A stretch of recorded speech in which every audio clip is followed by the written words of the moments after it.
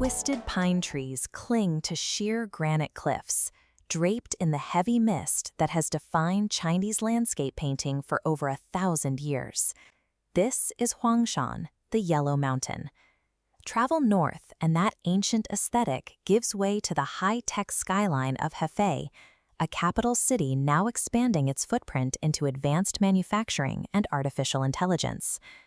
Anhui sits as a bridge in eastern China, stacked into 3 topographical tiers: flat northern plains, rolling central hills, and rugged southern mountains. The Yangtze River cuts through the lower third, marking the boundary where the wheat-growing north meets the high-altitude south. Established in 1667, the province's name combines 2 historic centers, Anqing and Guizhou, translating literally to peaceful beauty. Though often overshadowed by wealthy coastal neighbors, Anhui provided the tools of imperial culture and now produces the hardware for China's technological future. During the Ming and Qing dynasties, the Huizhou, or Hui merchants, leveraged the region's river systems to dominate the national trade in salt, tea, and lumber. These merchants funneled commercial profits back into the southern mountains to build fortified family compounds, recognizable by their stark white walls and dark gray tiles. The iconic stepped gables rising above the rooftops are known as horsehead walls. In these densely built villages, the high stone partitions functioned as fire breaks, stopping flames from jumping between the wooden structures. To protect their assets, merchants built these mansions with high, windowless outer walls, focusing their decorative spending on intricate wood and stone carvings hidden within private inner courtyards. This isolation forced the Hui people to turn outward for survival, building a commercial empire that physically reshaped the geography they left behind. Merchant wealth eventually funded a golden age of scholarship, making Anhui the manufacturing hub for the 4 treasures of the study: the writing brush, ink stick, ink slab, and paper. Crafting a single sheet of Xuan paper involves over 100 manual steps. The resulting material is so resilient against aging and insects that it is celebrated as the paper of 1,000 years. Survival in the isolated southern mountains also dictated the region's culinary engineering, favoring preservation and fermentation over fresh ingredients.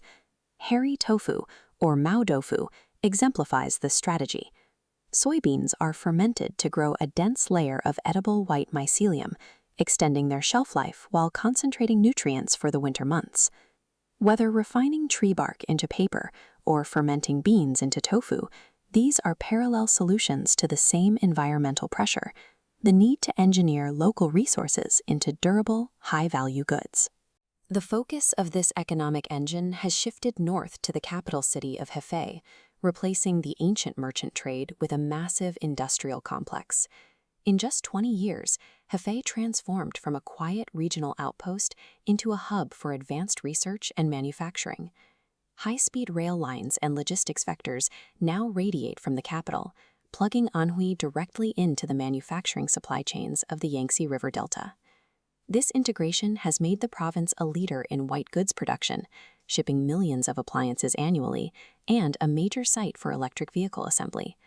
This modern industrial scale mirrors the province's historical role, acting as a strategic interior partner that provides the high-value materials required for the growth of its coastal neighbors. The slow, deliberate pace of a calligraphy brush finds its modern echo in the high-precision work of a university research lab. Anhui spans the geographic breadth of the country, from the wheat plains of the Huai River to the granite peaks of Huangshan. It also spans a millennium of industry, from the manual production of ancient paper to the automated assembly lines of the 21st century. Anhui remains a microcosm of China's broader narrative, a place anchored in its literati past, yet relentlessly engineering its future.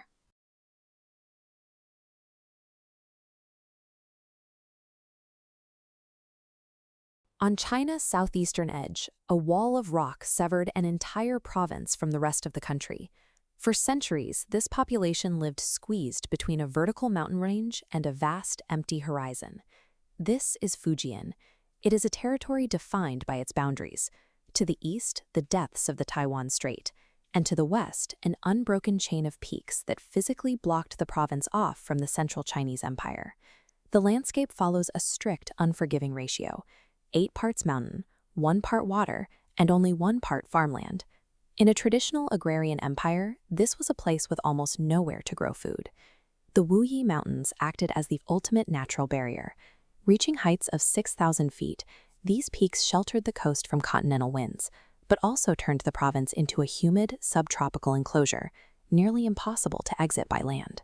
With the mountains at their back and no soil to plow, the people of Fujian faced a choice between isolation and the ocean. To avoid starvation, they turned to the sea, transforming a secluded frontier into an outward-looking culture. In the rocky interior, residents had to maximize every inch of vertical space. Instead of grain, they planted high-value crops that thrived in the mist, like the Da Hong Pao tea bushes that still cling to these sheer limestone cliffs. Many of these valleys became the final refuge for the Hakka. These were migrants fleeing northern wars who found themselves in a rugged, dangerous wilderness where they were targeted by bandits and wild animals. Their response was the tulu. These massive earthen fortresses reached several stories high, built with thick, rammed earth walls and a single, heavy entrance designed to withstand a prolonged siege. A single structure could house 800 people. The layout was strictly communal. Every room was built to the same dimensions, ensuring that no family held a higher status than their neighbors. At the center stood a shared ancestral hall, where the entire clan gathered for worship and defense. The tulu functioned as a collective survival unit. In these mountains, the security of the clan outweighed the status of any one person, requiring hundreds of relatives to live and defend as a single, unified entity. While the mountains forced people to build walls, the coast invited them to build docks. In the south, survival meant turning away from the earth and mastering the global trade winds. This coastal necessity created Gansu. Known to the medieval world as Zitan, it served as the starting point for the maritime Silk Road, eventually growing into one of the busiest and most prosperous harbors on the planet. Zitan was a global emporium. By the 11th century, it hosted massive communities of Arab, Persian, and Indian merchants who built structures like the Qinghai Mosque, the oldest mosque in China, right in the heart of the city. Merchant wealth transformed the local architecture. In contrast to the plain earth of the mountains, coastal homes featured vibrant red brick and intricate stone carvings, using ornamentation to broadcast the owner's commercial success. The most iconic feature was the swallowtail roof ridge. These sharp, upward curved eaves served as a visual signal of high social status, expressing the ambition of a merchant class that had successfully expanded past the mountain walls. The ports of Minnan inverted the logic of the interior. They traded defensive isolation for commercial integration, turning a secluded frontier into the primary anchor for China's international exchange. A life on the water meant constant exposure to typhoons and shipwrecks. To survive the unpredictable sea, the people of Fujian looked for a protector, giving rise to Mazu, the goddess of the sea and the selfless guardian of sailors. Today, Mazu has over 5,000 temples and millions of followers. Her festivals are massive, vibrant spectacles that continue to connect coastal families to their relatives in the global diaspora. This synthesis of mountain and sea even defined the local food. Fujian cuisine is built on the philosophy of one broth, 10 transformations, emphasizing clear, umami-rich liquids that carry the concentrated flavors of the province's ingredients. Take the dish Buddha jumps over the wall. It is effectively a culinary map of Fujian, slow-simmering mountain treasures like mushrooms and ginseng, with coastal harvests like abalone and sea cucumber in a single jar. From the temple fairs to the soup stocks, every element of this culture is a direct result of people learning to live between the rugged peaks and the rising tide. In the 1400s, this maritime world was suddenly threatened. The Ming dynasty implemented the Haijin, a series of imperial bans that made it illegal for private citizens to trade on the ocean. For the people of Fujian, the ban meant starvation. They responded by leaving. They launched into a mass illegal emigration that established the foundations of the overseas Chinese diaspora in Taiwan, Southeast Asia, and beyond. Today, those ancient trade networks have become the engine for the region's modern economy, as the descendants of those early sailors return to invest in their ancestral home. Modern cities like Xiamen are now global economic hubs. These skylines are built on the same deep-seated maritime instincts that once powered the wooden treasure fleets of the Song dynasty. Yet even amidst this development, the ancient urban DNA remains. In Fuzhou, the Sanfang Qixiang district preserves the narrow, white-walled alleys that have housed scholars and revolutionaries for 1,000 years. Fujian is the result of a population forced to choose between isolation and the ocean. By turning a mountain barrier into a maritime launchpad, they built a trade network that eventually spanned the globe.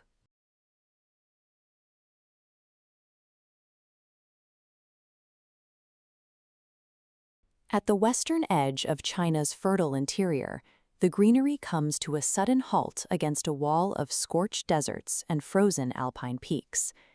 Gansu is forced into this collision zone, taking the shape of a narrow, curved scepter spanning 1,600 kilometers across 4 plateaus.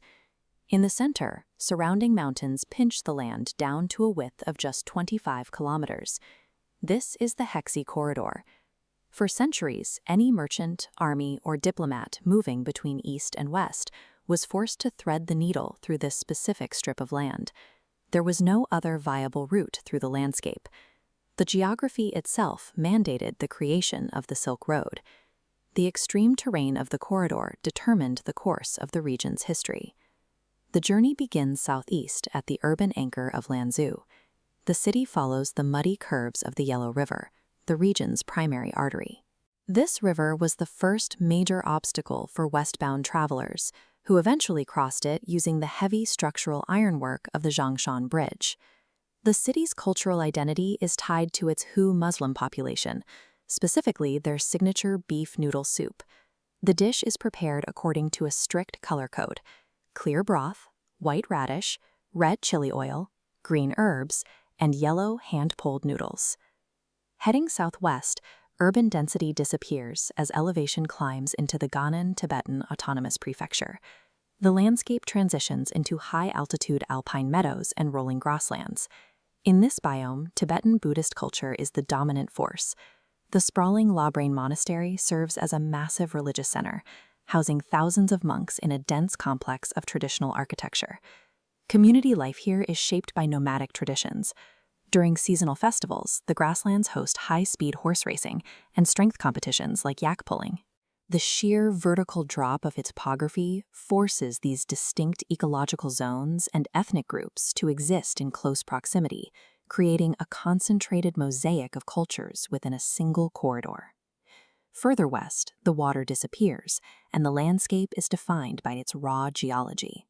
At the Zhangye National Geopark, tectonic uplift and mineral oxidation have striped the sandstone into vibrant ribbons of red, orange, and yellow.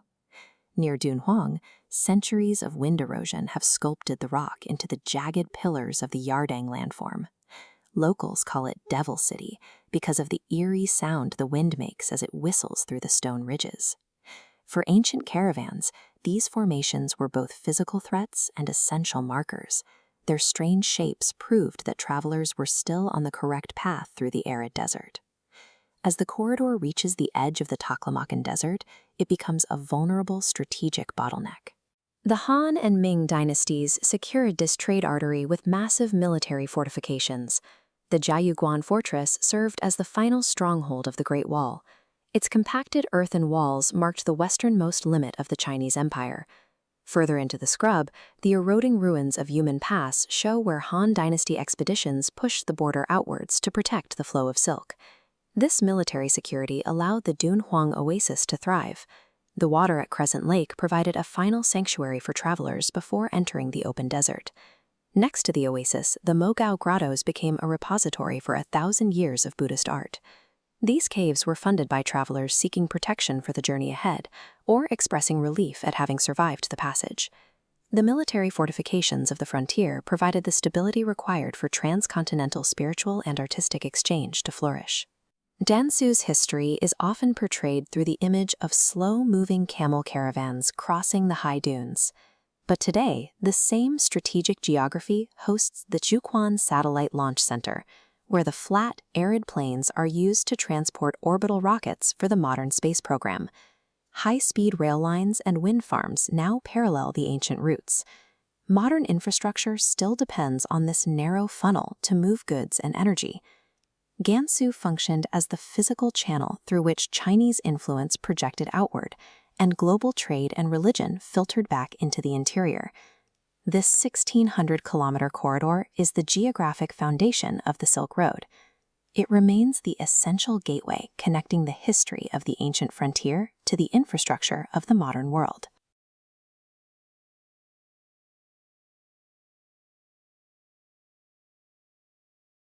It is entirely possible to stand in a fully automated robotics factory, walk outside to observe a quiet ritual that hasn't changed in centuries, and then take a short drive to witness raw nature thriving in the ocean. All of this happens in Guangdong, a southern Chinese province that much of the globe knows by a single, highly industrial label, the factory of the world. This chart shows the sheer financial gravity of the region. Generating over $1.5 trillion annually, this single province generates more economic output than the national economies of Spain or South Korea. And if we swap the data to look at population, the scale becomes even more difficult to process. Guangdong houses 127 million residents, more people than you'll find in Japan or Mexico. This high-output economy operates through a constant internal tension, balancing the demands of hyper-modern manufacturing with the physical preservation of its raw ecology and ancient traditions. In 1978, the Chinese government established special economic zones, designated areas with looser trade and tax laws designed specifically to attract foreign investment. At the time, the reality on the ground here was humble: quiet fishing villages, bicycles, and simple brick buildings. Today, those villages have evolved into the dense, towering skyline of Shenzhen, dominated by megastructures like the 115-story Ping An Finance Center. Linking these massive urban centers required engineering feats of equal scale, like the Hong Kong-Zhuhai-Macau Bridge, which physically ties the Pearl River Delta into a single, highly efficient economic engine. But this massive wealth generation is actually a centuries-old habit.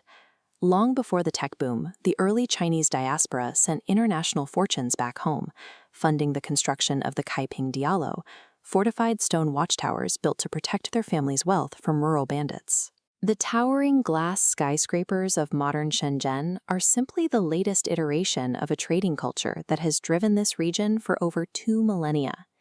The cultural anchor grounding this long history is the local language, Cantonese, also known as Yu. It is a complex tonal language that continues to serve as the primary mother tongue for the vast majority of the overseas Chinese diaspora. Locals here navigate a daily physical friction between the intense demands of their tech industry jobs and a strict adherence to their ancestral routines. That routine demands a mandatory daily pause for yum cha, the traditional Cantonese practice of morning tea. It is always paired with dim sum, small dishes served in stacked bamboo steamer baskets. You can see this dedication to preservation in the architecture as well.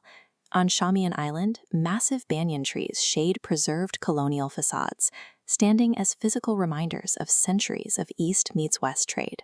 Fiercely protecting these historical spaces and slow food traditions acts as a psychological buffer. It is how the people here survive the extreme velocity of their modern economy. Housing 127 million people in the Pearl River Delta makes it the most densely cultivated and industrialized megacity cluster on Earth. It is easy to assume the entire region is an endless expanse of concrete.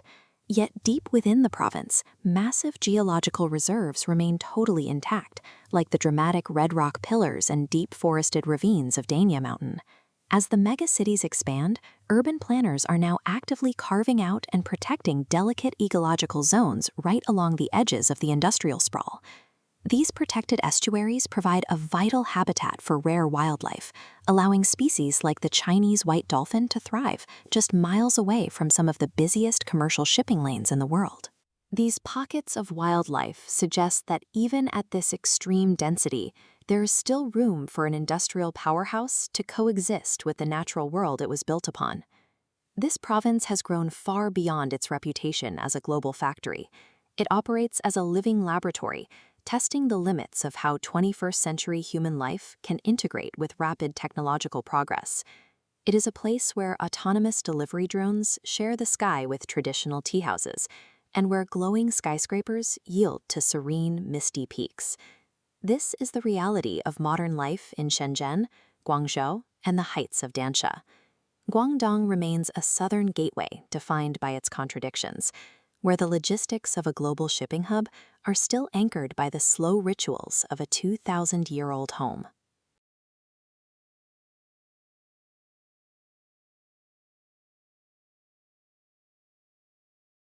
Tucked away in the rugged southwest, Guizhou stands out as the only province in China without a single plain.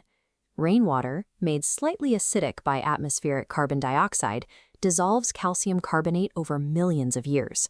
This chemical weathering carves out deep sinkholes and leaves behind isolated towers of rock known as fengkong, or peak clusters. You can see the scale of this ongoing erosion at sites like the Huangguoshu waterfall, which cascades directly through the dense green karst environment. But historically, this terrain formed an impassable barrier. These peaks isolated the region, making a simple journey of a few miles into a multi-day ordeal across vertical slopes. The story of Guizhou is about how human civilization learned to survive inside this geography, and eventually how they used engineering to turn the mountains into an advantage. Because the mountains were so difficult to cross, they protected and preserved local ways of life. Today, Guizhou is home to 17 distinct ethnic minority groups whose traditions have survived for centuries. The Dong people developed a sophisticated method of timber construction, building multi-tiered drum towers and covered wind and rain bridges entirely out of wood, without using any iron nails. In other valleys, the Miao people maintain distinct aesthetic traditions, passing down intricate techniques for vibrant silk embroidery and elaborate silver jewelry. The geography even dictated the local diet. Historical isolation meant salt was scarce, forcing communities to develop complex fermentation techniques to season and preserve their food. This created a signature sour and spicy flavor profile. It is the basis for dishes like sour soup fish, where the broth is fermented from rice water and wild tomatoes, and side dishes featuring the sharp, metallic taste of fish mint. Guizhou's cultural diversity was effectively shaped by these mountain borders, which kept outside influences at bay while requiring local communities to innovate with the resources they had. By the 21st century, that same isolation became an economic hurdle. To connect with the modern economy, Guizhou had to physically overcome its own landscape. Since building roads around an endless series of limestone peaks is impossible, engineers took a direct route. They went straight over them. Over the last few decades, the province has constructed more than 32,000 bridges, creating what is now known as the World's Bridge Museum. The Huajiang Grand Canyon Bridge is the most extreme example of this push. Suspended 625 meters above the river, it is the highest bridge on Earth. It compresses a grueling 2-hour canyon trek into a 2-minute drive. These structures did more than connect highways.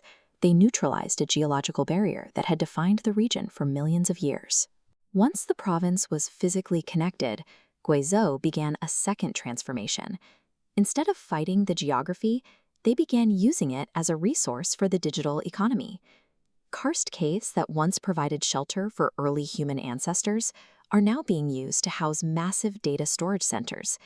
Natural ambient airflow inside the mountains creates a constant cooling environment for high-density server racks. This stability, combined with abundant hydroelectric power, significantly reduces the electricity needed to run these facilities.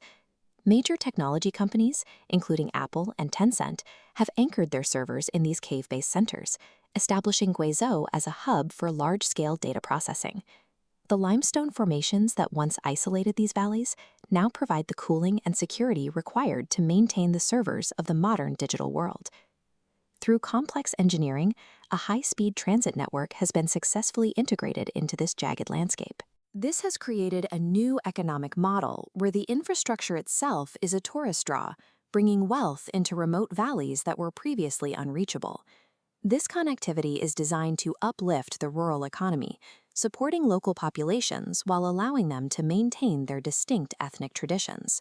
It demonstrates how extreme geographical obstacles can force the kind of adaptation that leads to significant technological breakthroughs. Guizhou has leveraged its most difficult terrain, building a high-speed network directly into the limestone fabric of its ancient landscape.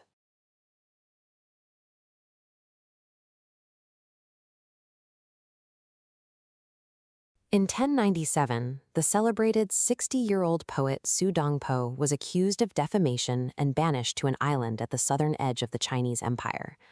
For centuries, dynastic courts used this jungle-covered outpost as a prison without walls for disgraced officials and political dissidents. It was considered a punishment only slightly less severe than execution. For hundreds of years, Chinese control over this island was tenuous, mostly confined to coastal settlements in the north, like Haikou. Residents navigated these traditional, arcade-style streets on bicycles, largely disconnected from the economic engines of the mainland. Arcade architecture, or qilu, is a style of building where the upper floors project over the sidewalk to provide shade and shelter from tropical rain. That isolation began to fracture in 1988. The central government separated the island from Guangdong, elevating it to its own province and designating it as the country's largest special economic zone, or SEZ. An SEZ is a designated region with distinct, more liberal economic laws designed specifically to attract foreign and domestic investment. Today, the remnants of that isolated past are encircled by 400 miles of track. This train, docked at the Baimanjing railway station, is part of the Hainan Ring. Completed in 2015, it is the world's first high-speed railway to completely loop an island, running passenger trains at up to 155 miles per hour. Boarding this train and tracing the coastline reveals a landscape in rapid transition. The tracks connect the traditional farming villages and historic ports of the past directly to the infrastructure of a massive island-wide free trade port currently under construction. Heading down the east coast, the train stops near Wenchang. Towering over the tree line are the launch pads of the Wenchang Space Launch Site, where engineers assemble hardware for heavy-lift orbital missions instead of managing beach resorts. This animated globe shows the Earth's rotation and how launching from Hainan offers a distinct physical advantage. Because Wenchang sits at 19 degrees north latitude, close to the equator, rockets get a performance boost from the Earth's rotational speed. This velocity reduces the amount of propellant needed to reach orbit, allowing spacecraft to carry heavier payloads or extend their service life. There is also a logistical advantage. China's 3 older inland launch sites require rocket components to be transported by rail, which restricts their maximum size to what can fit through a train tunnel.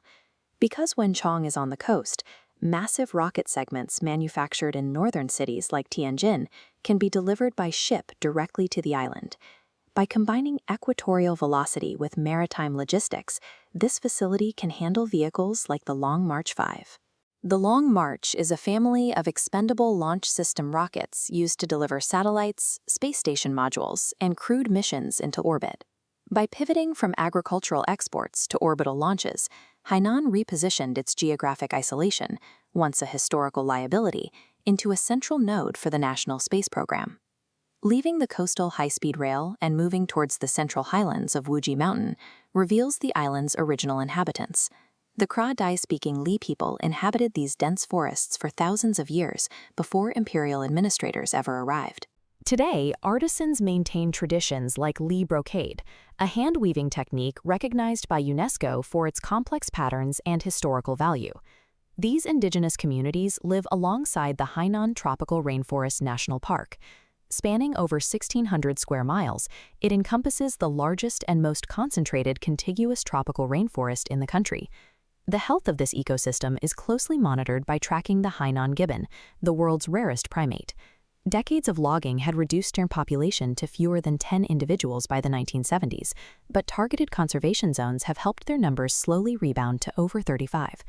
Enforcing strict ecological protections and preserving indigenous heritage in the Central Mountains provides a necessary stabilizing counterweight to the industrial and commercial development occurring along the coasts. The train reaches its southern terminus at Sanya. Located on the same latitude as Hawaii, Sanya features warm, crystal-clear water and artificial luxury resort developments like Phoenix Island. While the beaches draw the crowds, Sanya's primary economic engine is retail. The city houses massive duty-free shopping complexes, where domestic tourists are granted an annual duty-free purchasing quota of 100,000 renminbi, or roughly $14,000. When international travel was restricted, Chinese consumers who traditionally purchased luxury goods in South Korea or Europe redirected their spending to Sanya. In 2023 alone, offshore duty-free sales in Hainan exceeded 43 billion renminbi. Building massive resorts and lifting tax burdens on luxury goods serves a specific function. The local government is using tourism as a financial mechanism to capture domestic wealth before it leaves the country, driving national retail growth from a single southern beachhead. The duty-free malls of Sanya are a preview of a larger policy scheduled to take effect across the entire island.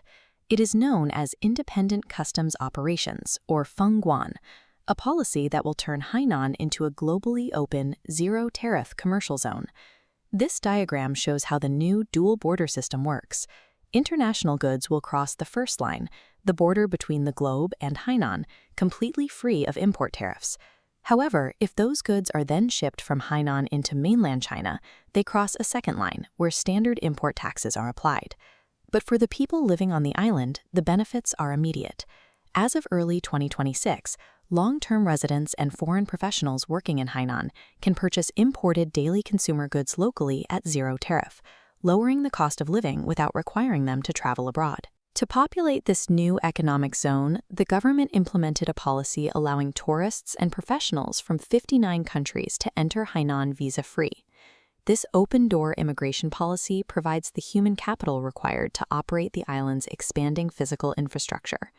Nearly 1,000 years ago, writers like Su Dongpo were forced onto this island as a punishment, isolated by the ocean and ignored by the empire. By repositioning its geography for spaceflight and restructuring its borders for global trade, Hainan has turned that isolation into an invitation the rest of the world is now accepting.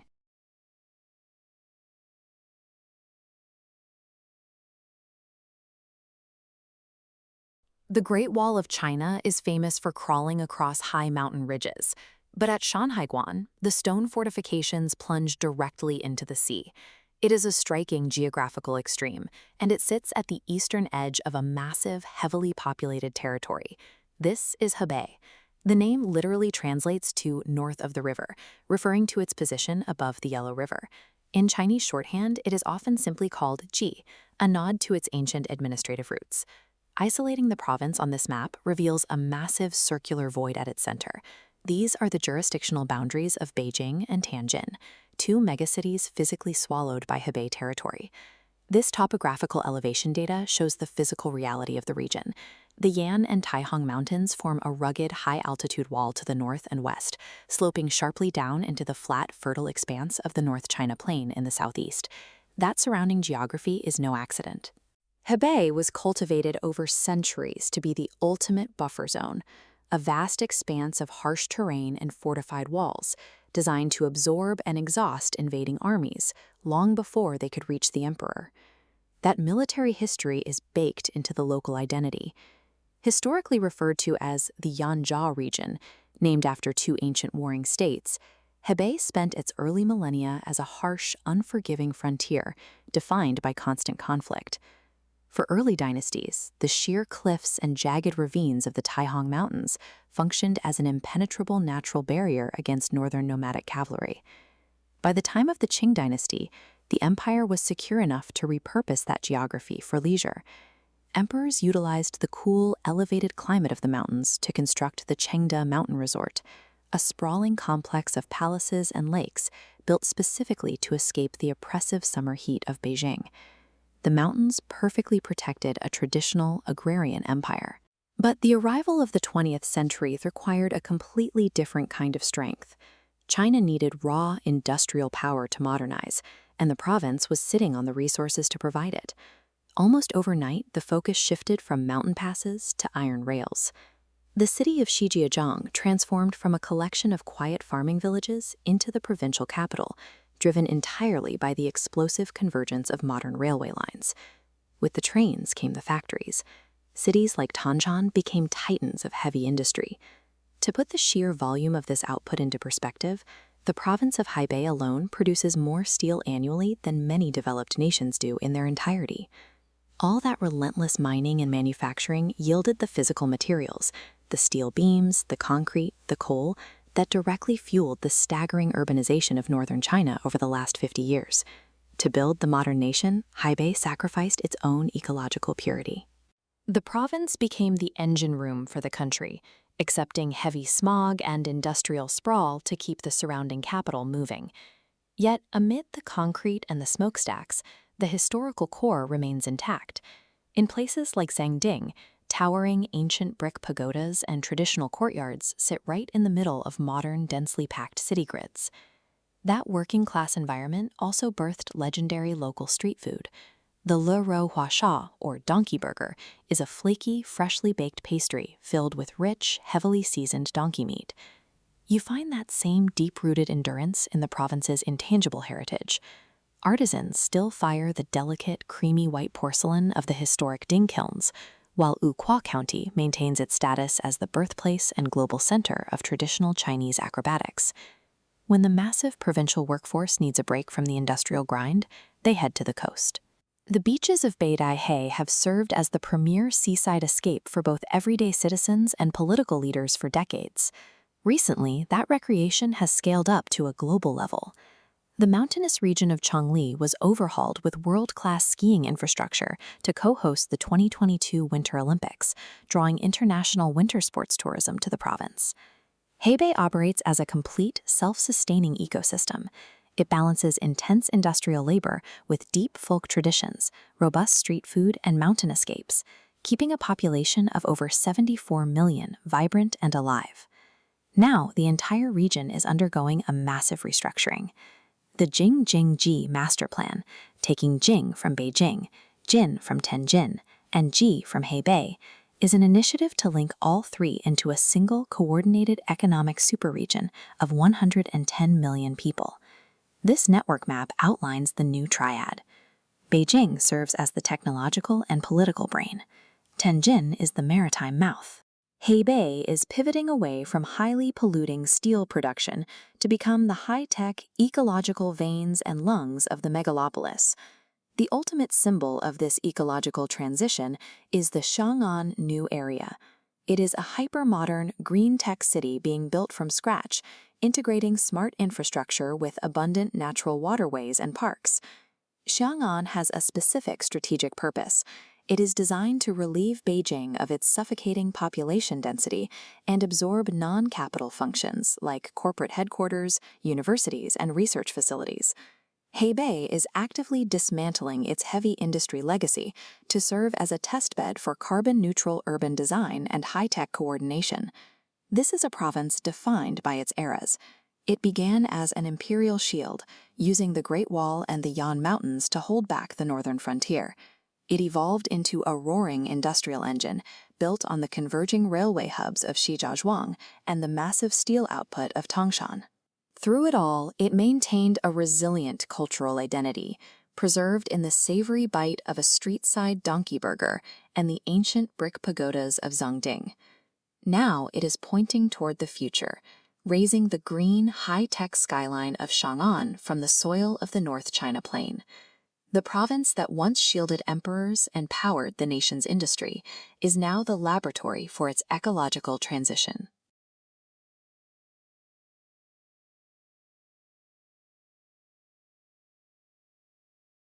In the deepest days of winter, the temperature in the Arctic village of Mohai plummets past -52 degrees Celsius. Water freezes instantly. This is Heilongjiang. It sits at the extreme eastern and northernmost edge of China, tracing a massive, high-latitude border with the Russian Federation. The province takes its name directly from the Heilongjiang, or Black Dragon River, known internationally as the Amur, which carves out that international boundary. 31 million people occupy this frozen landscape, supporting a massive industrial and agricultural economy. To see how a subarctic wilderness became a critical economic base, we have to look at how the people here harnessed three distinct forces: the frost, the forest, and the frontier. We start in the provincial capital of Harbin. Walking through its streets, you'll see green onion domes and Byzantine architecture. A heavy Russian influence earned it the nickname the Paris of the East. Every winter, the city pulls huge blocks of ice from the Songhua River to build an entirely new, temporary metropolis. The Harbin International Ice and Snow Festival draws millions of visitors to walk among life-sized, illuminated ice castles. Navigating this environment burns a tremendous amount of energy. To compensate, the locals developed Longzhong cuisine, a robust, calorie-dense culinary tradition built for winter survival. The staple of Harbin home cooking is gobaro. Cooks flash fry thin slices of pork until crispy, then coat them in a bright, sweet and sour glaze. You'll also find Harbin red sausage, a smoked pork link heavy with garlic that arrived with Russian railway workers a century ago and became a local obsession. For the people of Harbin, the freezing weather is an asset. They have turned the deep freeze into the foundation of their booming winter tourism sector and cultural identity. Leaving the urban centers, the landscape shifts into the greater Qinghai mountain ranges. These are vast, ancient expanses of dense, snow-covered pine forests. These woods are home to the Iwinki. Originally migrating from the Lake Baikal region, they are the only ethnic minority in China that raises semi-wild reindeer, using them for transport and milk across the high-altitude terrain. Down in the river basins live the Hebei people. Historically, they relied so heavily on hunting and fishing that they earned the title of the fish skin tribe. The Hebei perfected a grueling process of drying and hammering the skins of silver carp and salmon until the hide softened. They stitched these together to create highly durable, waterproof garments to insulate against the subarctic winds. To navigate the harshness of their environment, these tribes turned to shamanic beliefs. They performed intricate deer god dances, wearing specialized antler hats to communicate with the spirits of the forest. Today, the focus has shifted to preserving these ecosystems. The province maintains massive protected wetlands, most notably the Zalong Nature Reserve. These protected waters provide a critical habitat for rare wildlife. The red-crowned crane, a striking bird with a distinct crimson patch on its head, thrives here. The survival of the ancient tribes depended on maintaining the balance of these woods, a balance that modern conservation efforts now work to secure for the future. Moving south from the forests, the terrain flattens out into sprawling, hyper-mechanized agricultural plains that stretch endlessly toward the horizon. This chart shows the composition and output of the region's topsoil. Heilongjiang possesses vast tracts of Chernozem, or black soil. It is incredibly nutrient-dense and produces significantly higher crop yields compared to standard soil profiles. Through a massive 20th century land reclamation effort, millions of hectares of wilderness were converted into farmland. Today, this region operates as the Great Northern Granary, leading the nation in soybean and rice production. The province's physical location also made it a crucial geopolitical buffer. In 1945, Soviet forces pushed into Manchuria, and Heilongjiang became the first province fully controlled by the Chinese Communist Party, serving as a secure rear base. Shortly after, engineers discovered the Daqing oil field, the largest oil reserve in China. Combined with massive coal and graphite deposits, the province supplied the raw energy needed for the country's mid-century industrialization. By cultivating its unique soil and extracting the resources buried beneath it, Heilongjiang evolved from an isolated frontier into a primary industrial engine. Now, the province is diversifying its economy. New high-speed rail networks connect Harbin to the central Chinese economic core, while cross-border trade bridges push commerce directly into Russia. It is a region defined by extreme contrasts, a place where you endure bone-chilling winds outside, only to sit down to a steaming, rich bowl of demoli fish stew indoors, where the ancient, analog traditions of mountain reindeer herders exist in the same province as highly mechanized, data-driven agriculture. We see it in the Byzantine ice cities built from frozen river water, in the pristine pine forests, and across the endless black soil plains. Heilongjiang is a final testament to high-latitude resilience, a borderland that transformed a subarctic wilderness into a pillar of national food and energy security.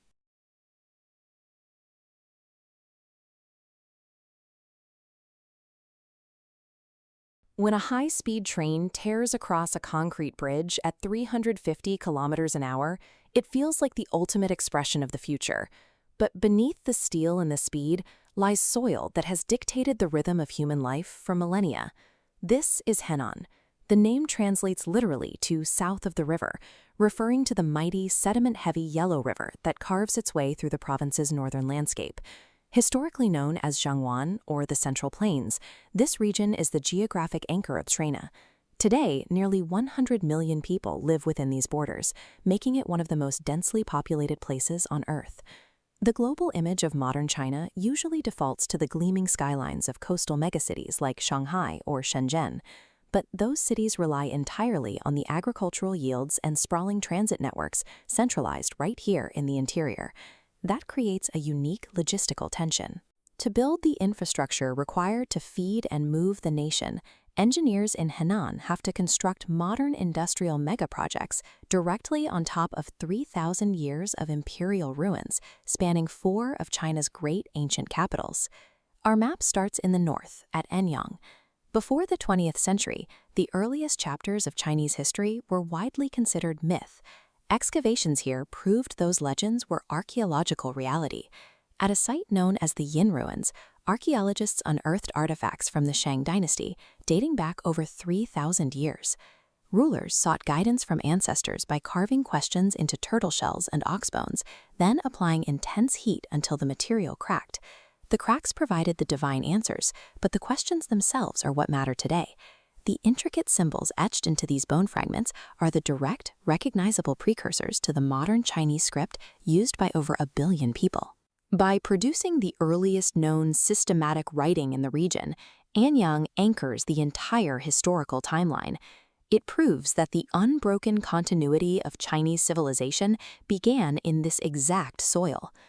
Moving west from the plains, the landscape rises into the Song and Taihang mountain ranges surrounding the ancient capital of Luoyang. The isolation of these peaks turned the region into an incubator for spiritual devotion. Starting in the 5th century, artisans spent hundreds of years carving tens of thousands of Buddha statues directly into the limestone cliffs. Today, the Longmen Grottos stand as a permanent, massive testament to the arrival and deep integration of Buddhism in China. Nearby, in these same mountains, that spiritual dedication took on a highly physical form. At the Shaolin Temple, monks combined Buddhist meditation with rigorous physical combat training, creating the globally recognized practices of Zen Buddhism and Shaolin Kung Fu. Just to the north lies Chen Village, a settlement that developed a stark contrast to Shaolin's explosive external strikes.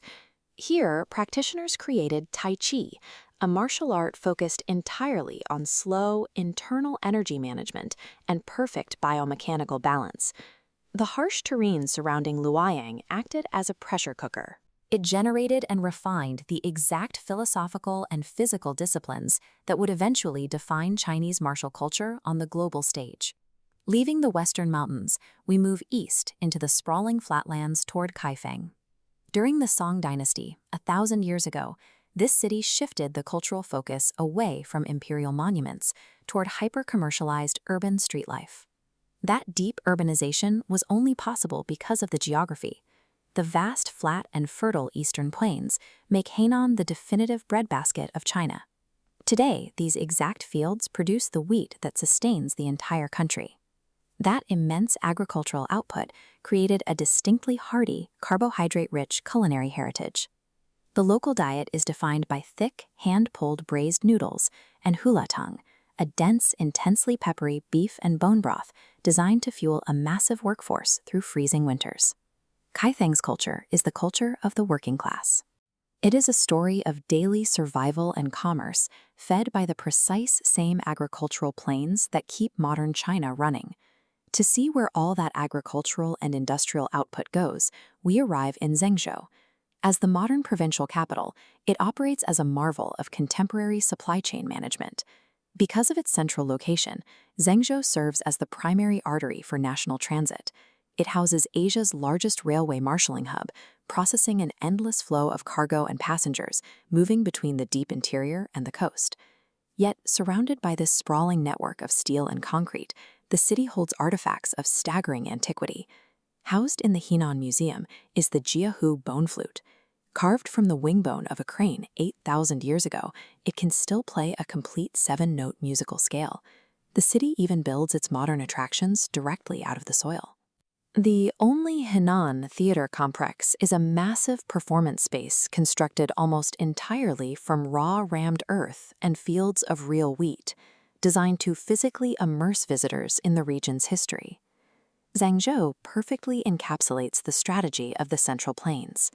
It pushes forward with advanced logistics and industrial networks, but it builds them out of its agricultural and historical foundations, rather than paving over them. When we zoom out to look at the macro geography of the North China Plain, the modern map of Henan reflects its ancient one. The transit lines simply trace the routes established by Anyang, Luoyang, Kaifeng, and Zhangzhou. The same fertile soil that permitted the Shang dynasty to plant its first crops now yields the harvests that feed over 1 billion people. The exact strategic geography that emperors fought over to establish their capitals now dictates the physical layout of the country's most vital high-speed rail networks.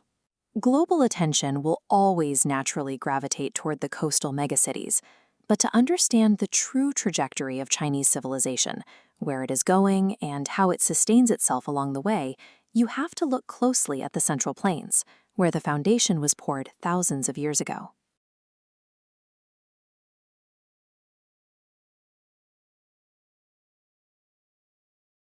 When most people picture China's economic engine, they think of the glittering coastal megacities like Shanghai or Shenzhen.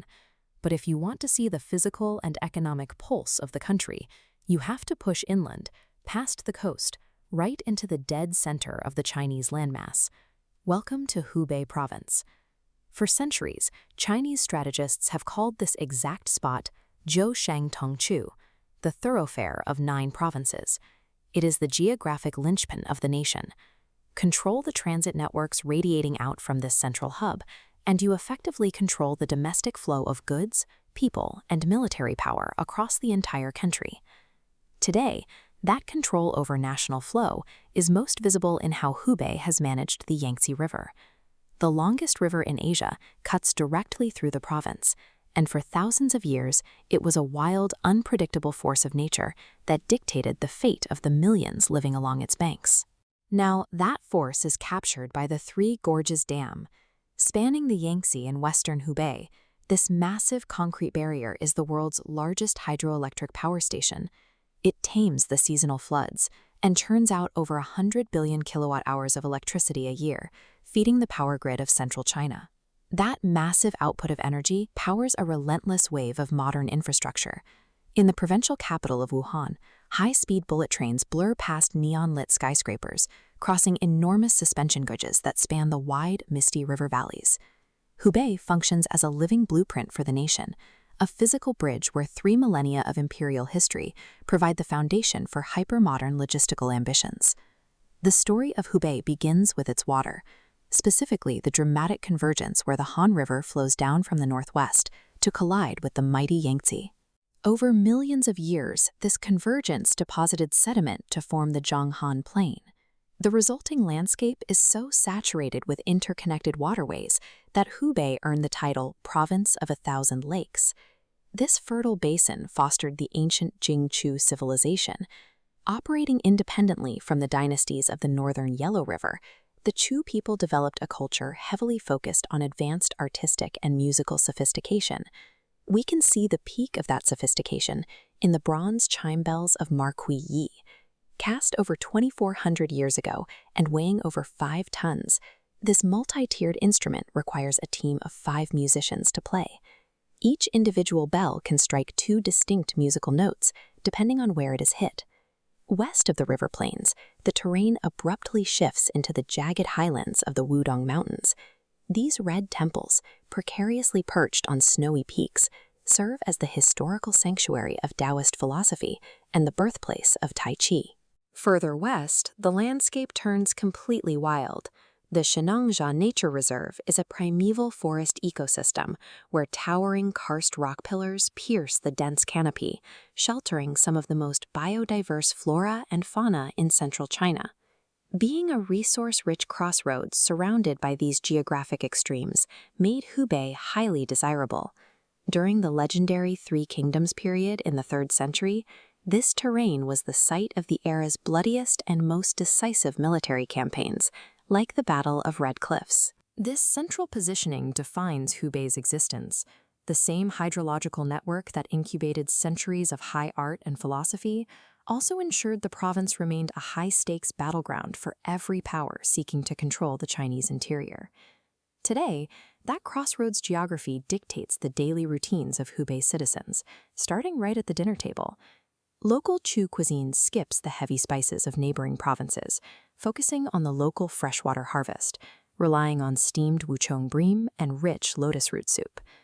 The transit-heavy working-class nature of Wuhan also birthed a unique, fast-paced breakfast ritual known as guizhou, which translates to passing the morning. It is less of a sit-down meal and more of a highly efficient fueling stop at densely packed street stalls. The undisputed king of guizhou is regenmen, or hot dry noodles. Boiled, dried, and smothered in a thick, high-calorie sesame paste and pickled radishes, it is a meal designed perfectly for a port city's busy laborers to eat on the run. As they walk to work, those citizens navigate streets shaped by a constant influx of trade. In the early 20th century, Wuhan's Hangzhou district was forced open to foreign concessions, leaving behind a blend of European-style customs houses and banks, standing shoulder to shoulder with traditional Chinese storefronts. From the freshwater fish in their bowls to the international architecture they walk past, the daily life of a Hubei resident is the direct result of living in a perpetual geographic turnstile. As the 19th century came to a close, Hubei leveraged that transit network to become the birthplace of modern Chinese industry. The establishment of the Hanyang Steelworks in 1890 brought massive industrial capacity and an organized workforce to the center of the country. That industrialization and concentration of resources turned Wuhan into a powder keg. In October 1911, it ignited. The Wuchang Uprising started right here, sparking the Qinghai Revolution that officially ended 2 millennia of dynastic rule. Over the following decades, the early steelworks evolved into immense heavy manufacturing clusters. The city of Xi'an, nestled near the Wudong Mountains, grew into China's motor city, serving as the headquarters for some of the largest commercial vehicle manufacturers on the planet. But Hubei hasn't stopped at heavy industry. Wuhan is now home to Optics Valley, a sprawling research and production hub that has cornered the global market on fiber optic cables and optoelectronic technology. To move all these goods, the ancient reliance on wooden river junks has been entirely replaced. The Wuhan Yangtze River Bridge, the first bridge to ever span the river, laid the groundwork for a logistical web of mega-bridges and international rail freight networks that physically link the nation's north and south. Yet, if you look through the cables of the suspension bridges, you can still see the multi-tiered traditional eaves of the Yellow Crane Tower. It stands as a quiet reminder of the province's poetic, ancient soul amidst the concrete and steel. Hubei's power lies in its geographical destiny.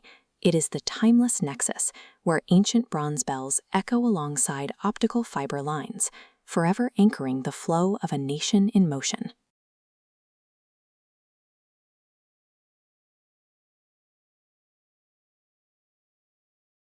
These towering, mist-shrouded quartz sandstone pillars in Zhangjiajie look like a fantasy.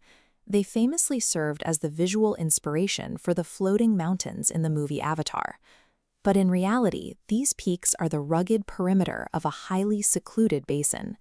For centuries, the region was walled off from the rest of the Chinese Empire by a massive geological horseshoe. Dense, difficult mountain ranges block the west, the south, and the east. Because of this steep gradient, the internal water network drains northward, pooling into the massive Dongting Lake. This geography gives the province its name, Hunan, which translates to south of the lake. Cut off from the wealthy coastal plains, the society inside this mountainous horseshoe was forced to develop a highly self-reliant frontier identity. The lifeblood of this enclosed society is the Shang River. It flows from south to north, sustaining major urban centers like Changsha. This waterway is so vital to the region's survival that it provides the province with its official single-character abbreviation, Shang. The isolation of the mountains and the connectivity of the river bred a specific cultural identity known as the Hushang spirit, a synthesis of ancient romanticism and fierce, unyielding pragmatism. To see how this isolated, misty frontier transformed into a pillar of modern China, one must look at how the environment shaped the character of its people, starting with the fire on their plates. The heavy mists of the Hunan Mountains create a deeply humid, subtropical climate. Historically, this intense moisture caused widespread dampness-related illnesses among the local population. The local solution was fire. Residents adopted a diet heavily reliant on chilies and intense spice, designed to induce sweating and stimulate the appetite in the humid air. This evolved into Shang cuisine. It is one of China's 8 great culinary traditions, defined by a flavor profile that is hot, sour, bold, and heavily aromatic. Even the local street food is unapologetic. Take Changsha's iconic stinky tofu, fermented until black, deep-fried for a crisp shell, and smothered in raw garlic and crushed chili. This fiery, uncompromising diet serves as a direct physical expression of the Hunanese personality, direct, bold, and resilient. Surviving in these steep mountain valleys and flood-prone riverbanks demanded intense physical and mental toughness from the population. That local toughness was codified into a formal philosophy at the Yuelu Academy, a 1,000-year-old institution in Changsha. The academy forged an ethos that prioritized practical administration and military strategy over abstract theory. In the mid-19th century, when the Taiping Rebellion nearly collapsed the entire Qing Empire, it was a localized militia from this region, the Shang Army, that finally suppressed the uprising. Decades later, that same intellectual environment produced the generation of revolutionary leaders who founded modern China, including a young scholar from the village of Shaoshan named Mao Zedong. This concentration of leadership supports the local maxim that half of modern Chinese history was written by people from this province, a population whose reputation for intense, dry toughness was built on the edge of the empire. Today, that problem-solving ethos is applied to massive global challenges. In the late 20th century, agricultural scientists here developed super hybrid rice. This high-yield crop dramatically increased harvests and helped secure the food supply for billions worldwide. In the cities, that drive scales up to heavy industry. Changsha now serves as the global capital of construction machinery, manufacturing the massive excavators and cranes used in international infrastructure projects.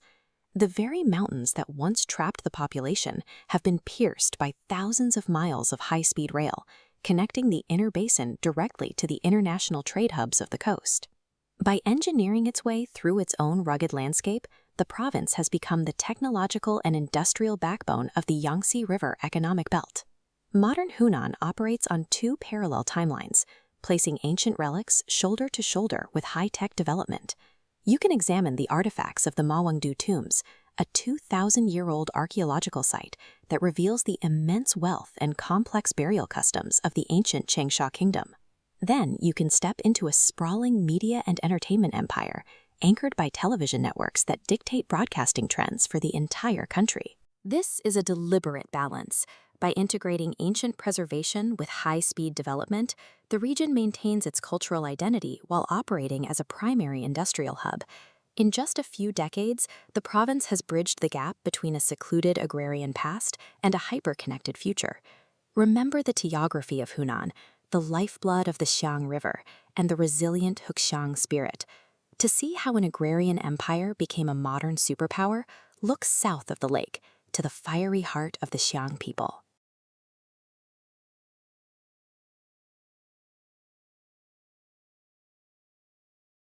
Picture a 350-kilometer-per-hour bullet train blurring past a 1,000-year-old stone bridge. This is the daily reality of Jiangsu province. By land area, Jiangsu is China's 3rd smallest province. Yet it holds 85 million people and generates a gross domestic product larger than the entire country of Australia. If Jiangsu were an independent nation, it would be the 12th largest economy on Earth. This map shows the topography of the region. Unlike the rugged mountain ranges that define much of China, Jiangsu is overwhelmingly flat. Roughly 68% of its total landmass consists of low-lying plains. Water fills that geographic void. The province sits directly at the convergence of the Yangtze River, the Huai River, and the Yellow Sea. Add in massive freshwater bodies like Lake Taihu, and water covers nearly a fifth of the province. This exact geographic combination is the engine of Jiangsu's immense scale. The region didn't build its wealth by pulling precious metals out of the earth. Its people built an empire by mastering, channeling, and synthesizing these massive waterscapes. For millennia, those river systems deposited rich, calcareous sediment across the plains. This created incredibly fertile soil, transforming the province into an agricultural powerhouse and earning it the ancient title, the land of fish and rice. Local abundance became imperial wealth with the completion of the Grand Canal. This massive artificial waterway connected the fertile Yangtze Delta directly to political centers in northern China, funneling grain, silk, and salt across the empire. The city of Nanjing absorbed the political power generated by this geographic lottery. Positioned strategically on the Yangtze, it served as the capital for 6 different ancient Chinese dynasties. That deep political history turned Nanjing into an enduring center of literature and monumental architecture. The city's landscape is still anchored by massive structures like Dr. Sun Yat-sen's mausoleum, built directly into the side of the Purple Mountain. By controlling the flow of water across a flat plain, Jiangsu constructed the economic foundation that sustained Chinese imperial power for centuries. That immense commercial wealth eventually flowed into private, elite cultural pursuits. This is most visible in Suzhou, a city so deeply integrated with its canals that it became known as the Venice of the East. Wealthy merchants and scholars used the local hydrology to build the classical gardens of Suzhou.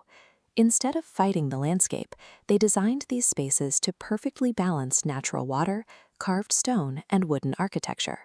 The environment also dictated the region's diet, giving rise to Huaiyang cuisine, one of China's 4 great culinary traditions. Lakes and rivers provided an abundance of fresh fish and aquatic plants, so chefs focused on natural flavors rather than masking them with intense spices. Huaiyang chefs are famous for their obsessive, hair-thin knife work. In dishes like wenzi tofu, silken block tofu is shredded into thousands of delicate strands that float in a clear broth, accented by the complex, slightly sweet tang of local Zhenjiang black vinegar. From landscape design to the dinner plate, Jiangsu's elite cultural exports manifest an aquatic environment, mastered to the point of high art. But water was also a physical barrier. Historically, the mighty Yangtze River split the province in 2, the wealthy, humid south, known as Jiangnan, and the agricultural north, called Hubei. Modern engineering is actively erasing this ancient barrier. Massive bridging and tunneling projects now staple the north and south together, allowing millions of people and tons of cargo to cross the Yangtze daily. The province is further unified by an aggressive high-speed rail network. The Beijing-Shanghai corridor cuts directly through Jiangsu, moving passengers at 350 kilometers per hour and shrinking intercity travel times from days down to minutes. This chart shows foreign direct investment across Chinese provinces. Because of its hyperconnectivity, Jiangsu secured the commanding #1 position, out-attracting every other region. Foreign direct investment measures how much capital international companies inject into local businesses and factories. That industrial dominance is fueled by an equally massive concentration of human capital. Jiangsu hosts 168 institutions of higher education, the most of any province in China, feeding highly trained engineers into the booming semiconductor, advanced chemical manufacturing, and new energy sectors. Jiangsu took its historic mastery of physical water routes and upgraded it into a mastery of modern technological and human capital flows. Today, Jiangsu is a blueprint. It demonstrates exactly how a region can achieve hypermodernity without erasing the history that built it in the first place. The 1,000-year-old Grand Canal still carries commercial barges, right alongside some of the world's most advanced rail networks. The same culture that values the delicate, hair-thin knife work of a Huaiyang chef now applies that identical level of obsession to the microscopic precision of modern semiconductor manufacturing. Mastering the flow of progress does not require paving over the past. By synthesizing water and stone, tradition and technology, Jiangsu has built an enduring empire of wealth. It stands as a fascinating window into the future of China.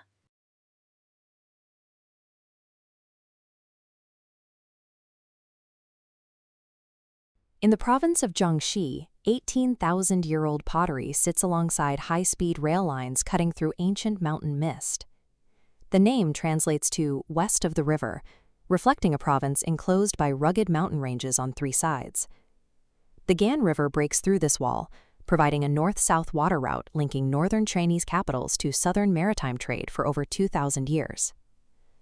This single river valley supports the world's oldest pottery and traditional agricultural villages, just miles from massive rare earth mines and high-tech manufacturing hubs. To understand how these worlds coexist, one must follow the current from the mountain peaks down to the Jiangxi. The river begins in the high-altitude southern ranges, where Wugong Mountain's alpine grasslands sit above 1,600 meters, and the peaks of Lushan dominate the northern skyline. In the villages of Wuyuan, residents survive the mountain climate through shaichu, the practice of drying colorful harvests on the rooftops of their white and black Hui-style homes. Architecture in Wangshan Valley is defined by verticality, with multi-story wooden structures built directly into the sheer cliff faces. These valleys are the province's agricultural bedrock, generating a constant supply of rice, tea, and Mandarin oranges. These rugged highlands functioned as a cultural and agricultural reservoir, preserving Han traditions that eventually flowed down to the plains. Leaving the mountains, the river enters Nanchang, the provincial capital and a massive transit hub known as the Red Cradle of the Revolution. Nanchang's humid climate and high-energy culture are expressed in its local cooking, Gan cuisine. It is defined by intense spice, a heavy reliance on locally pressed tea oil, and the high-heat searing known as wok.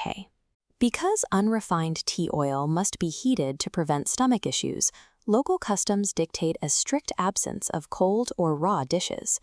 Nanchang transforms the raw output of the mountains into the high-energy momentum of a modern metropolis. Beneath the river basin lies a subterranean landscape of strategic mineral wealth. This is home to Asia's largest copper industrial base and serves as a global hub for the rare earth metals essential to modern technology. These raw materials now feed an advanced manufacturing sector, producing electronics and automotive components. A network of expressways and high-speed rail lines moves these products from inland factories to coastal ports. Jiangxi has become an industrial engine, powering global consumer technology through the resources found within its basin. The Gan River eventually terminates at Poyang Lake, the largest freshwater body in China. The lake recedes in winter to provide a marshy habitat for 98% of the world's endangered Siberian cranes, now protected through AI-driven habitat monitoring. Near the lake sits Jingdezhen, a city that has served as the global center for porcelain production for more than 1,000 years. Artisans here invented white gold, using local kaolin clay and pine-fueled kilns to produce the blue and white porcelain that became a global commodity. This intersection of inland water and global trade routes allowed Jiangxi to export its craft and cultural identity to the rest of the world. The industrial landscape of 20th century Jingdezhen is being actively repurposed. Abandoned state-run factories have been converted into the Tao Sichuan Ceramic Art Avenue, while the Imperial Kiln Museum's modern brick vaults bridge the gap between industrial ruins and ancient kilns. This infrastructure has attracted Jing drifters, thousands of young artists who move to the city to innovate within traditional ceramic techniques. In Jiangxi, the preservation of ancient craftsmanship provides a foundation for modern industrial and cultural growth. The journey from the mountains of Wuyuan through the industrial hubs of Nanchang to the kilns of Jingdezhen reveals a province that has maintained its heritage while feeding the global supply chain.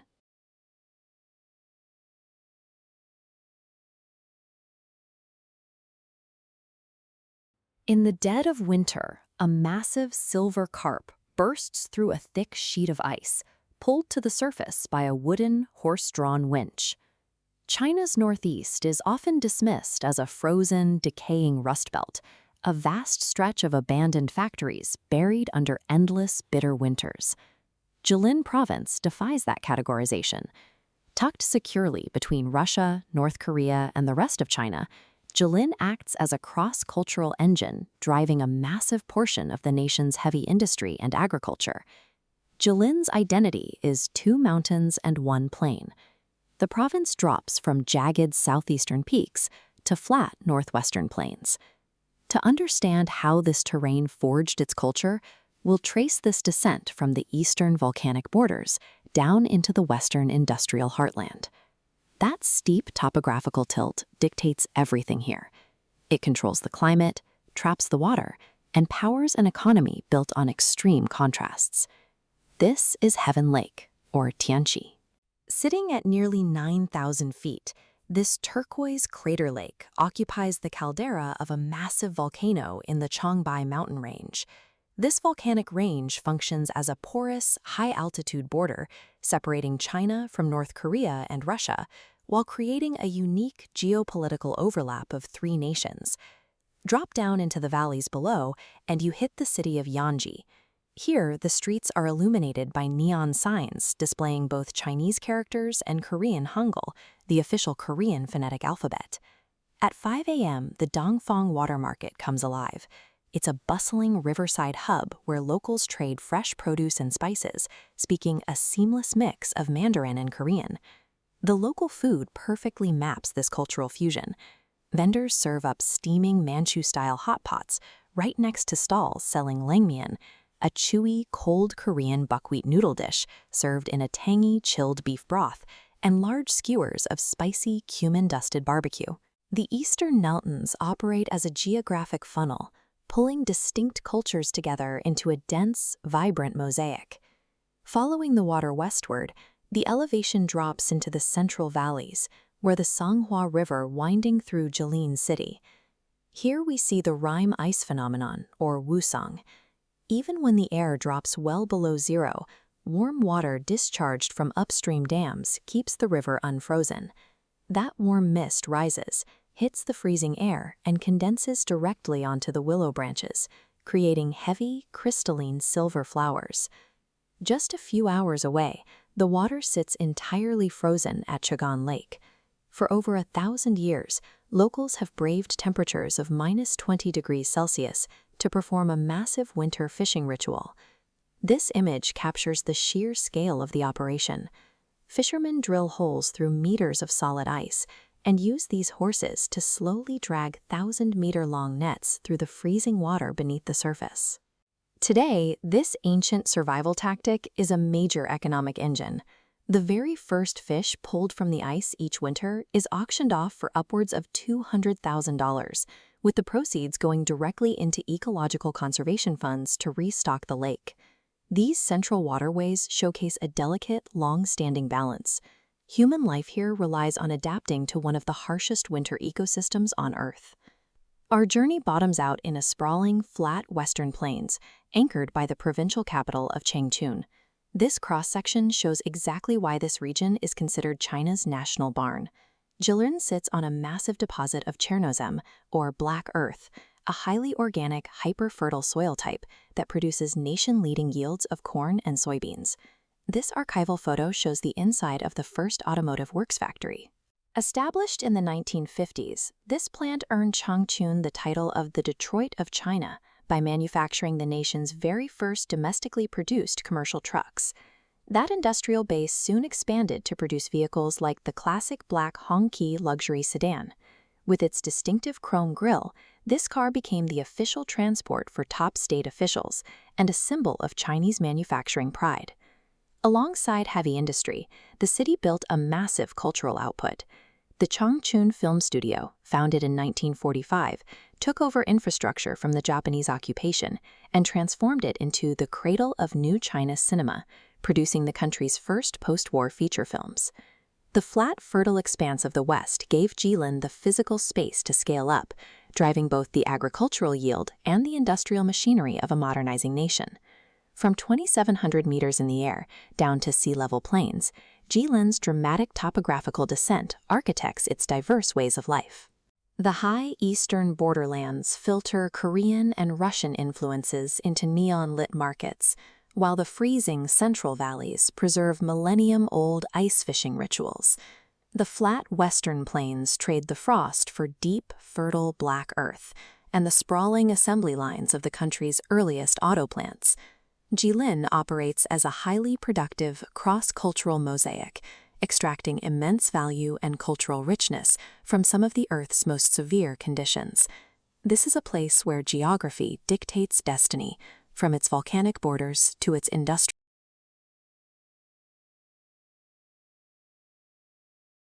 A fossilized feather, a glowing steel ingot, a modern ocean port. Within the borders of Liaoning, these three distinct worlds exist in immediate proximity. Liaoning forms a golden triangle bordered by the Yellow Sea, Bohai Gulf, and Yalu River. Its geography is defined by a strict ratio: 60% mountains, 10% water, and 30% fields, making flat, arable land a premium resource. This terrain was shaped 130 million years ago by cataclysmic volcanic activity.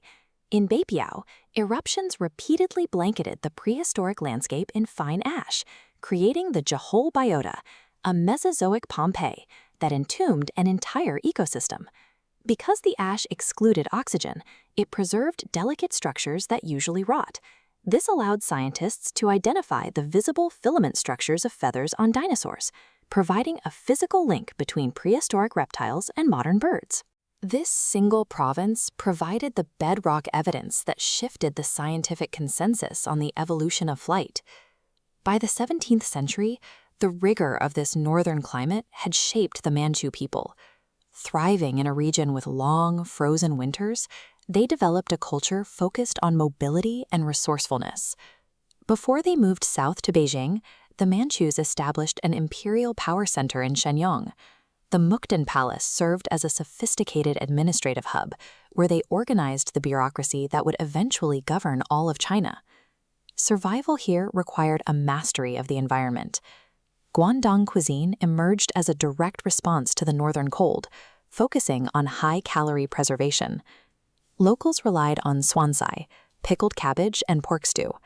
This reliance on fermentation and heavy fats allowed them to maintain a standing military force through winters that would starve a less adapted population. Combining this environmental resilience with the administrative discipline practiced in Shenyang, the Manchus crossed the Great Wall, establishing the Qing, China's final imperial dynasty. In the 20th century, attention shifted from the soil to what lay beneath it. Liaoning sits on massive reserves of coal, iron, and magnesite, the raw materials of an industrial age. This resource density made the province an international battleground. In 1904, the Russian and Japanese empires fought a mechanized conflict here, specifically to control the rail lines and mines that tapped into this wealth. Following 1949, the central government gave Liaoning a specific mandate: act as the eldest son of the republic. The province was tasked with providing the heavy metal and energy required to rebuild the national economy. The resulting infrastructure was vast. The Anshan steelworks grew into a massive complex, eventually producing tens of millions of tons of crude steel every year. This chart shows how Liaoning's output compared to other provinces. During its peak, it ranked second in the nation for crude oil processing and fourth for crude steel, providing the primary materials for China's modern infrastructure. This industrial boom created a new urban culture. To feed a factory workforce, restaurants popularized quick, calorie-dense comfort foods like guobalo, crispy, sweet and sour pork, and the 180-year-old tradition of juicy, meat-filled Labian dumplings. Liaoning's industrial output became the steel frame that supported the nation's 20th century growth. While the interior was being industrialized, the eastern frontier remained a strategic focus. Near the city of Dandong, the Great Wall reaches its terminus at Tiger Mountain. This is where the Great Wall meets the sea. Below it, iron bridges span the Yalu River, creating a direct physical link between Liaoning and North Korea. The province maintains a dual identity: a domestic engine for production and a fortified international outpost. As global markets shifted, the reliance on heavy manufacturing led to an economic slowdown. In response, the Revitalize the Northeast campaign was launched to pivot from the Rust Belt era toward high-tech manufacturing. In the coastal city of Dalian, the transformation is most visible. Here, northern heavy industry is replaced by a cosmopolitan skyline and historic streetcars. Dalian is now a global logistics hub. Its ice-free deep-water port connects the Chinese interior to Japan, Russia, and the Eurasian land bridge. The culinary culture here reflects the ocean access. The heavy winter stews of the north give way to sea urchin dumplings and fresh iron plate squid, highlighting the region's diverse agricultural and maritime resources. Even after a century of industrialization, the province retains unique ecological landscapes. In Panjin, the Sueda salsa plat turns the coastal wetlands a deep crimson, creating a rare ecosystem known as the Red Beach. From the prehistoric record of Beipiao to the steel mills of Anshan and the deep-water docks of Dalian, Liaoning remains the essential anchor of the Northeast.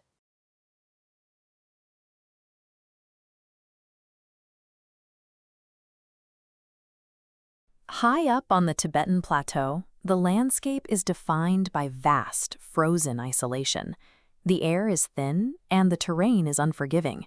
But if you descend from those snow-whipped mountain peaks, you suddenly hit a dense grid of human civilization. This is Qinghai. It is China's fourth largest province, covering over 724,000 square kilometers. Yet, out of the entire country, it has the absolute lowest population density. This 3D topographical map shows exactly why this massive expanse of high-altitude no man's land is so highly valued. Qinghai holds immense glacial reserves, earning it the title of the Water Tower of China. The runoff from these glaciers forms the headwaters of the Jiangxi, the Yellow, and the Mekong rivers. The water that starts in these mountains eventually flows outward to sustain billions of people across the Asian continent. All of this makes the provincial capital of Xining, sitting at an elevation of 2,270 meters, a crucial geographic choke point. Historically, it served as the gateway to Tibet and a vital node on the ancient Silk Road. To truly understand how life functions in this environment, we have to start at this gateway and physically climb, tracking how human civilization adapts as the topography becomes more extreme. Because Xining was a required stop on those ancient trade routes, it pulled in a diverse mix of travelers. Over centuries, Han, Tibetan, Hui, Tu, and Salar peoples settled together in this single urban hub. You can see this demographic tapestry in the city's architecture. The region is deeply shaped by Tibetan Buddhism, anchored by sites like the Khumbu Monastery with its intricate, multicolored stupas. But right alongside those Buddhist temples, you will find a deep-rooted Islamic presence. The Dongguan Grand Mosque stands as a central pillar for the local Hui and Salar populations. The Salar minority traces its ancestry back to migrants from Samarkand in Central Asia. Today, they share their daily life and cultural contact with native Tibetans. Xining is surrounded by hundreds of miles of harsh, empty plateau. That extreme geographical isolation forces migrating groups into a shared valley, creating a dense environment of cultural cross-pollination. As we leave the urban valley and travel up the elevation gradient, the physical demands of the environment multiply. The temperature drops rapidly and the available oxygen thins out. Human biology requires massive amounts of energy to operate in this cold. To survive, locals rely on a dense, high-calorie diet of yak meat, rich yak butter, and hardy crops like highland barley. But physical calories only solve half the problem. To combat the psychological strain of the vast, quiet grasslands, the people here developed huar, or flower folk songs, soaring, passionate melodies shared across the different ethnic groups. Huar singers use these songs to document their daily labor and express romance. The lyrics are highly direct, famously comparing young women to a fresh peony or a blossoming morning star lily.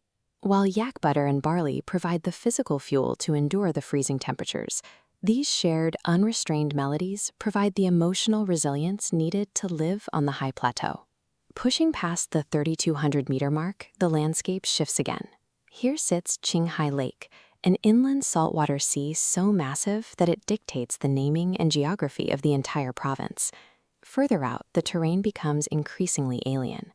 The Chaidam Basin features hypersaline environments like the Chaka Salt Lake, where rusted industrial tracks dissolve directly into a crystalline sky mirror. Connecting these remote basins to the outside world required extreme engineering. The Qinghai-Tibet Railway was built directly over permafrost, ground that remains completely frozen for at least 2 years straight, earning it the nickname the Road Through the Sky. The severe isolation here has also been utilized by the state. On the northeastern shore of the lake lies Atomic City, the once secret facility where China developed its first nuclear weapons. Building railways across frozen earth and operating nuclear facilities in the freezing wind proves modern Qinghai is a testament to overcoming an inhospitable geography. We finally reach the highest, most remote stretches of the province, Sanzhengyuan. This is the world's highest plateau wetland system and the exact origin point of those massive rivers we saw earlier. In this incredibly thin air, rare wildlife like the Tibetan antelope thrives. Today, they graze under strict government-mandated environmental protection. To maintain this delicate ecosystem, local nomadic herders have been offered new roles. Thousands are now employed by the state as ecological rangers, tasked specifically with monitoring and protecting the landscape. At the very summit of this ascent, human priority flips.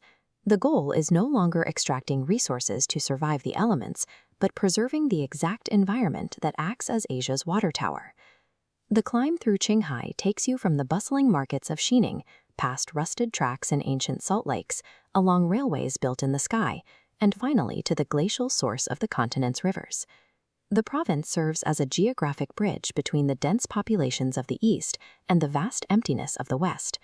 It acts as a cultural bridge, linking Islamic traditions with Tibetan Buddhism in a shared high-altitude home. And ultimately, it operates as a biological bridge between the earth and the sky, capturing the frozen water that sustains billions of lives downstream. When you stand on the edge of the plateau and look out across the water, the scale of this place is truly infinite.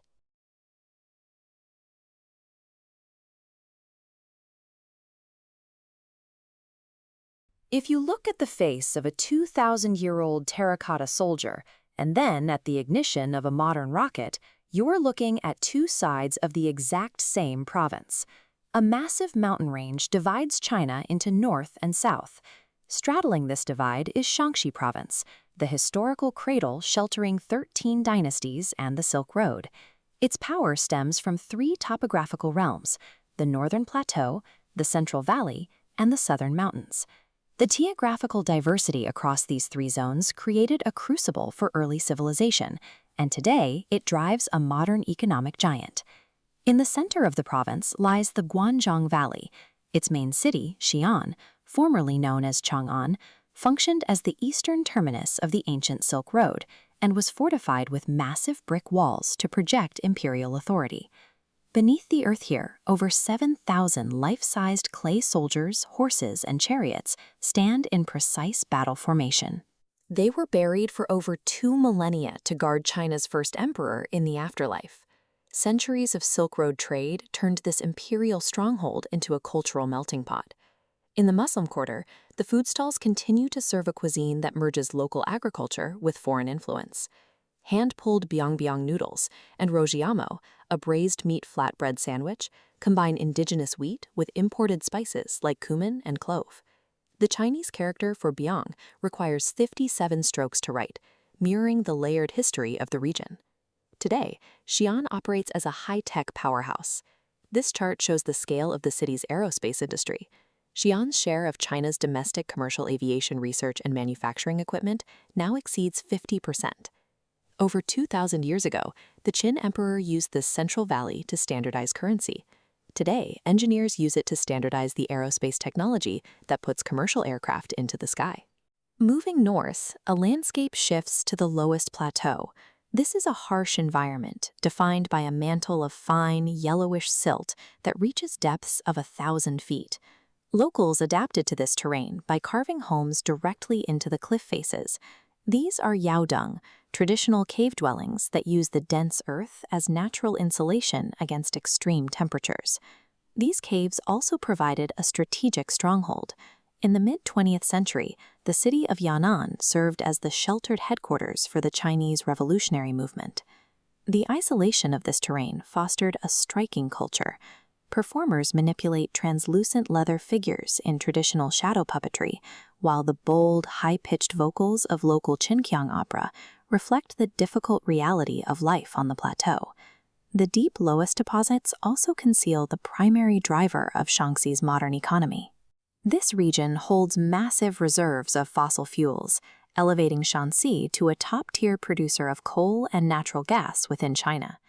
The northern earth once provided physical shelter and artistic inspiration. Now it supplies the raw energy required to power the national grid. Traveling to the extreme south, we cross the Qinling Peaks, where the arid plateau gives way to a lush subtropical environment. This diagram shows the mechanics of that shift.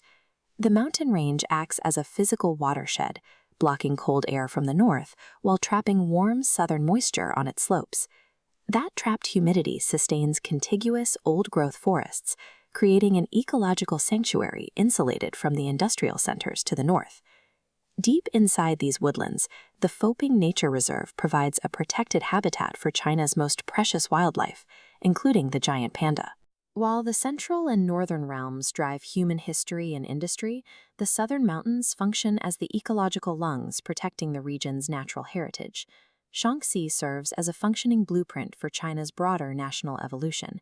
It relies on the fertile Guangdong plain, which fed the ancient Silk Road empires and now designs the skies. It relies on the rugged Loess Plateau, which sheltered a revolution and now powers the grid. And it relies on the towering Qinling forests, which act as a vital environmental shield. In Shaanxi, the physical landscape that defined ancient empires remains the foundation for modern energy production and aerospace engineering.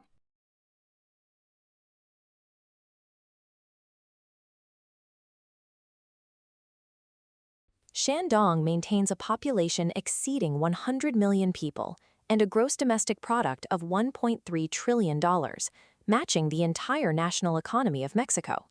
This economy belongs to a single Eastern Chinese province, an entity defined by its massive industrial output and its status as the birthplace of Confucius. The name Shandong means east of the mountains, referring to its placement east of the Taihong mountain range. Locally, it's known as Qilu, combining the ancient rival states of Qi and Lu that once controlled this territory.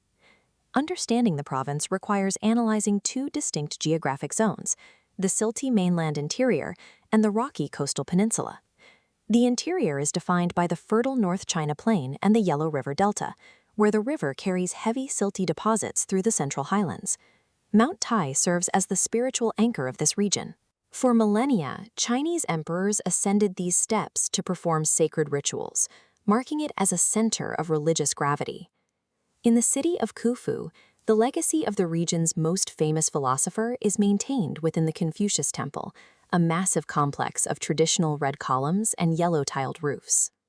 To the north, the capital city of Jinan is known as the City of Springs. Its geography creates a network of artesian springs that flow into clear teal pools, surrounded by traditional pavilions. This agricultural interior is the home of Lu cuisine. Unlike the rice-reliant south, this region's diet is built on wheat staples like mantou steamed bread and the use of large, sweet scallions. The signature technique here is bao, or quick frying. Chefs use extreme wok heat to flash fry ingredients, a process that locks in moisture and umami without making the food oily. This mainland core functions as the cultural and agricultural foundation of the North, producing both the philosophy and the food that supported the early Chinese state. On the Jiaodong Peninsula to the east, the flat plains disappear. The coastline is defined by 3,000 kilometers of rocky cliffs and deep water harbors. The peninsula's largest city, Qingdao, retains a unique architectural history as a former German leased territory from the late 19th century. European-style villas still line the hills of the city, which also serves as the headquarters for Tsingtao, China's most recognized beer export.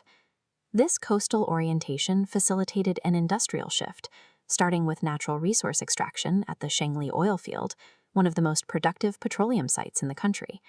That resource base supported a transition into high-tech manufacturing. Global brands like Haier and Hisense now operate automated assembly lines across the peninsula. To move these goods, the province built a massive maritime infrastructure. Colossal container ports at Yantai and Guizhou serve as primary nodes for international trade. The coastal diet reflects this proximity to the sea. Jiaodong-style Lu cuisine focuses on fresh prawns, abalone, and scallops, relying on light seasoning to preserve the flavor of the catch. This peninsula serves as a logistical bridge, moving the province's industrial output into international shipping lanes and the global supply chain. Modern infrastructure has effectively merged these two zones, removing the geographic barriers between the ancient interior and the industrial coast. A high-speed rail network now links the agrarian heartland to the coastal shipping hubs, connecting the two regions in a matter of hours. This creates a synchronized ecosystem. Inland raw materials move to the coast for processing and export, feeding a cycle of trade that extends across the Pacific. This internal balance allows the province to maintain the sacred ancient steps of Mount Tai alongside the automated shipping technology of the coast. It sustains a history that spans from the 2,500-year-old ethics of Confucius to the high-heat technical mastery of its modern kitchens.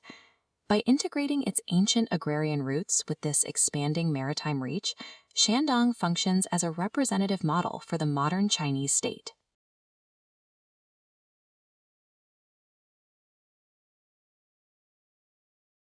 There is a common saying in China: to see 30 years of history, visit Shenzhen. For 500 years, see Beijing. But to see 5,000 years of Chinese civilization, look past the glass and steel of the modern megacities. You have to go to Shanxi. The name Shanxi means west of the mountains. The province is defined by its natural borders, the rugged Taihang Range to the east, and the massive silt-heavy loop of the Yellow River wrapping around its west and south. Inside those borders sits the Loess Plateau, a highland plateau resting over 1,000 meters above sea level.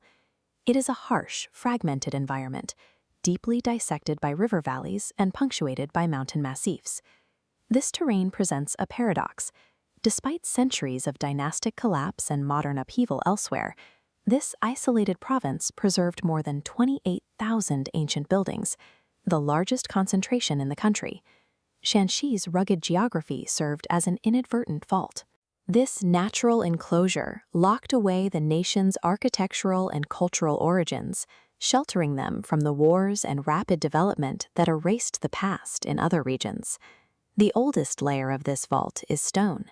At the Yungang Grottoes, 1,500 years ago, craftsmen of the Northern Wei dynasty carved thousands of Buddhist statues directly into the cliffs.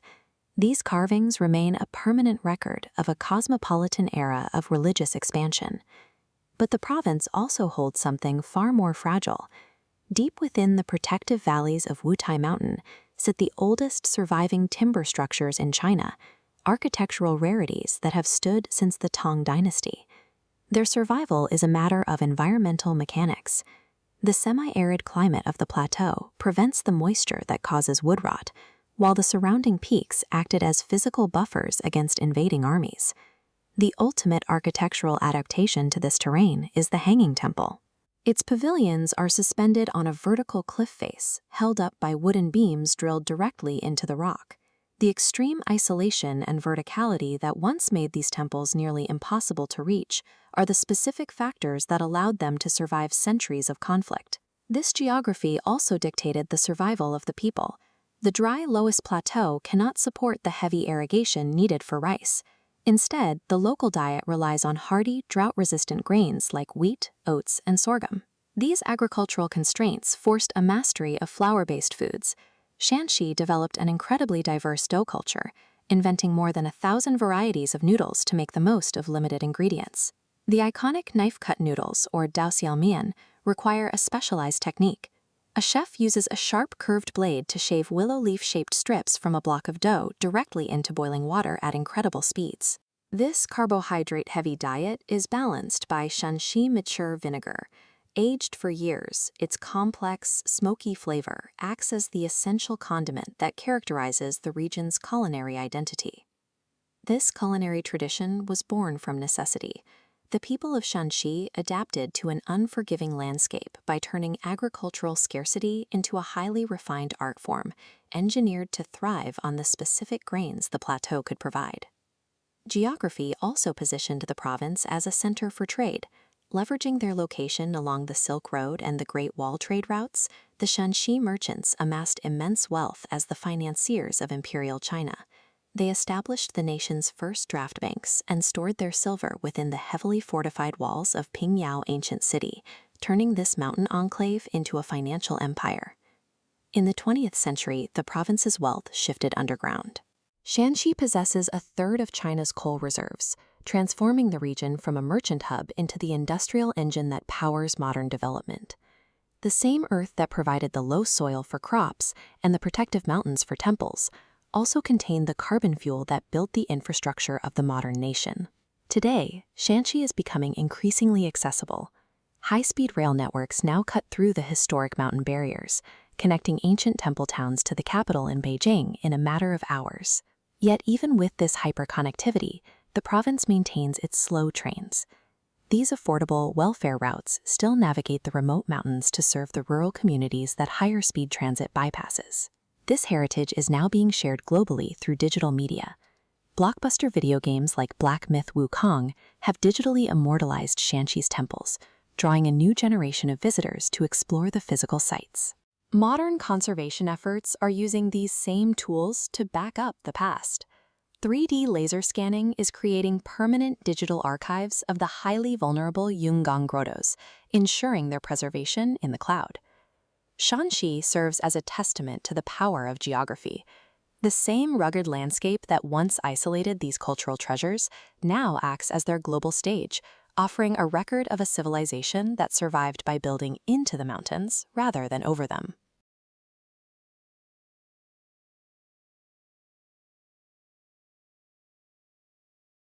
If you ask someone outside of China what they know about Sichuan, you'll usually get a sensory response. They think of crackling chili oil, mouth-numbing spice, and chaotic, flavor-packed fly restaurants serving up street food. But that culinary reputation hides a staggering geographic reality. Sichuan is a province roughly the size of Spain, home to 83 million people, and it is entirely locked behind a fortress of towering mountain ranges in southwestern China.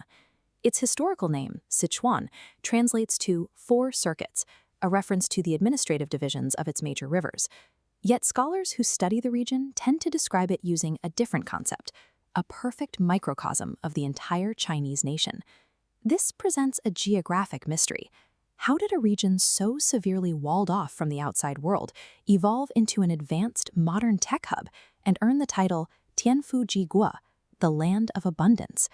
The answer lies in a violent, stark physical divide. The province is split into two distinct topographical worlds, forcing its population to master two extreme ends of nature. We start on the western edge.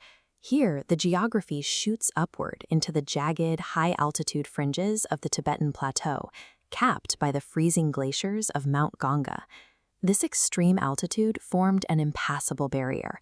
It acted as an ecological fortress, preserving pristine karst lakes, deep ravines, and ancient forests from human encroachment.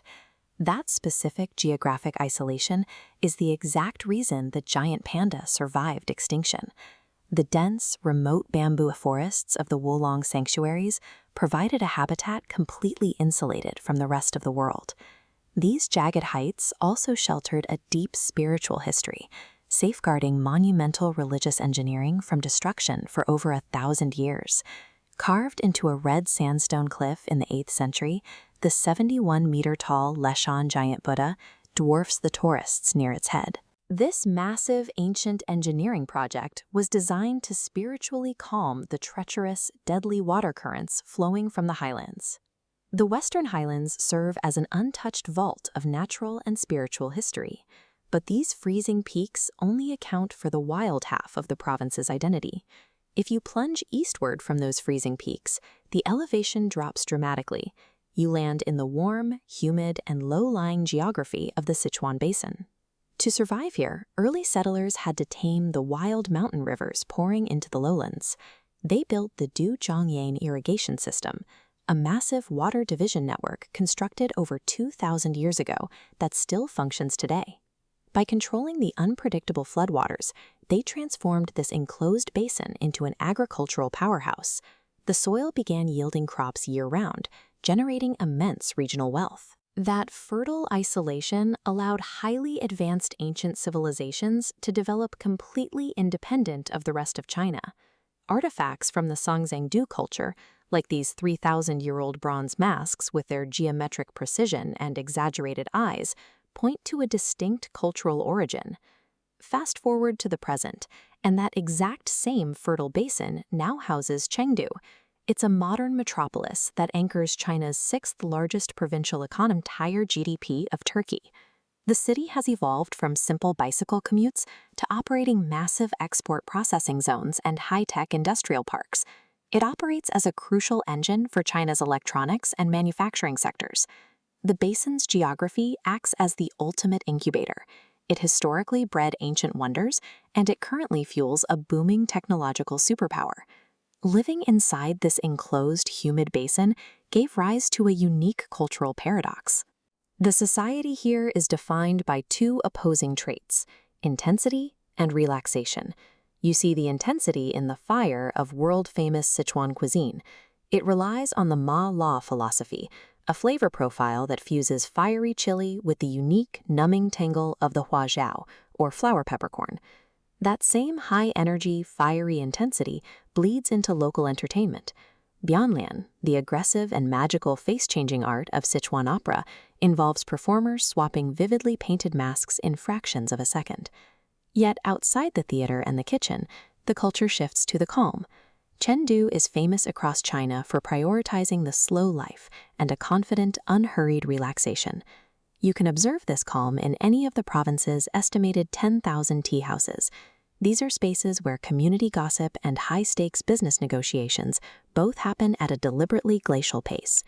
Even the traditional three-piece Gaiwan tea set carries cosmological symbolism. The lid represents heaven, the saucer represents earth, and the bowl represents humankind, resting perfectly balanced between the two. The Sichuanese people have internalized their complex geography. They carry the intense, fiery energy of the rugged mountains, perfectly tempered by the relaxed abundance of the fertile basin. But there is a hidden, violent cost to this dramatic topography. Sichuan sits directly on top of a highly active seismic fault line.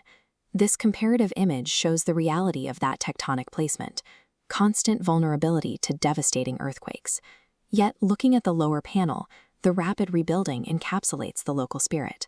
It is a resilient population that refuses to be permanently displaced by disaster. This is the dual nature of Sichuan. It is a province that fiercely protects its sacred, snow-capped ecological sanctuaries, while driving a relentless urban economy below. Sichuan functions as a geographical vault, a perfectly enclosed microcosm of China's deep past, its modern industrial scale, and its technological future. The region's true abundance is found in the cultural mastery of its people, adapting and thriving between the extremes of heaven and earth.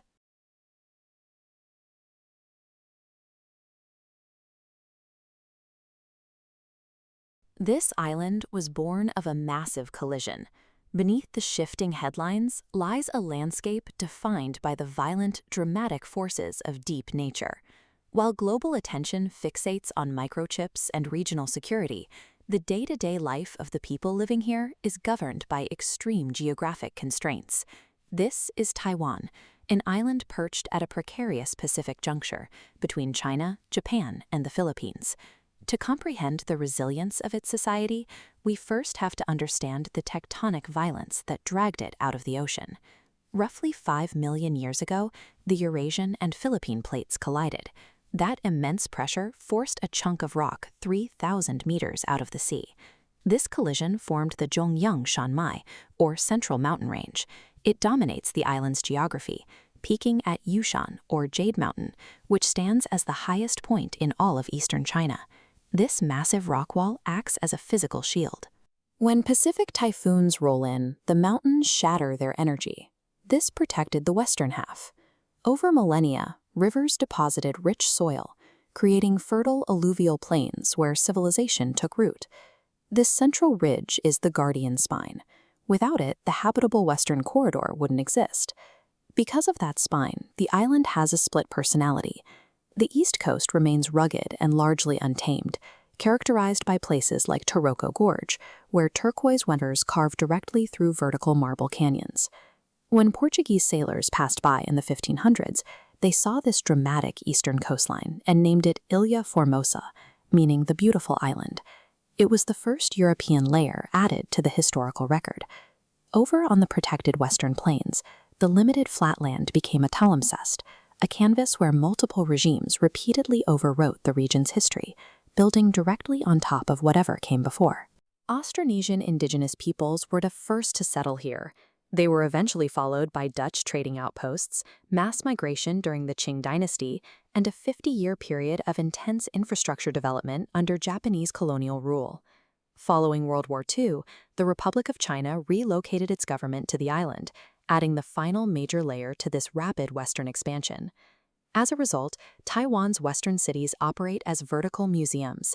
Centuries of conflicting histories and architectural styles are heavily compressed into a single, dense urban grid. That density forced severe resourcefulness. Initially, the population utilized the mountain-fed water resources and those western plains to dominate global agrarian markets, heavily exporting crops like tea and pineapples. But an island roughly the size of Maryland quickly runs out of arable land and traditional raw materials. To survive the late 20th century, the economy industrialized rapidly, transforming into an Asian tiger by relying on human capital instead of natural resources. Today, that industrialization peaks in the production of semiconductors. The island manufactures the vast majority of the world's most advanced microchips, making it a critical, load-bearing node in our global digital infrastructure. You can see this economic ascent physically manifested in Taipei 101. The skyscraper is engineered to resemble a bamboo stalk, a design that provides structural resilience against the island's frequent earthquakes, while serving as a monument to financial growth. The tech sector here is the ultimate expression of geographic adaptation. They took an island with few natural resources and turned it into a global brain trust.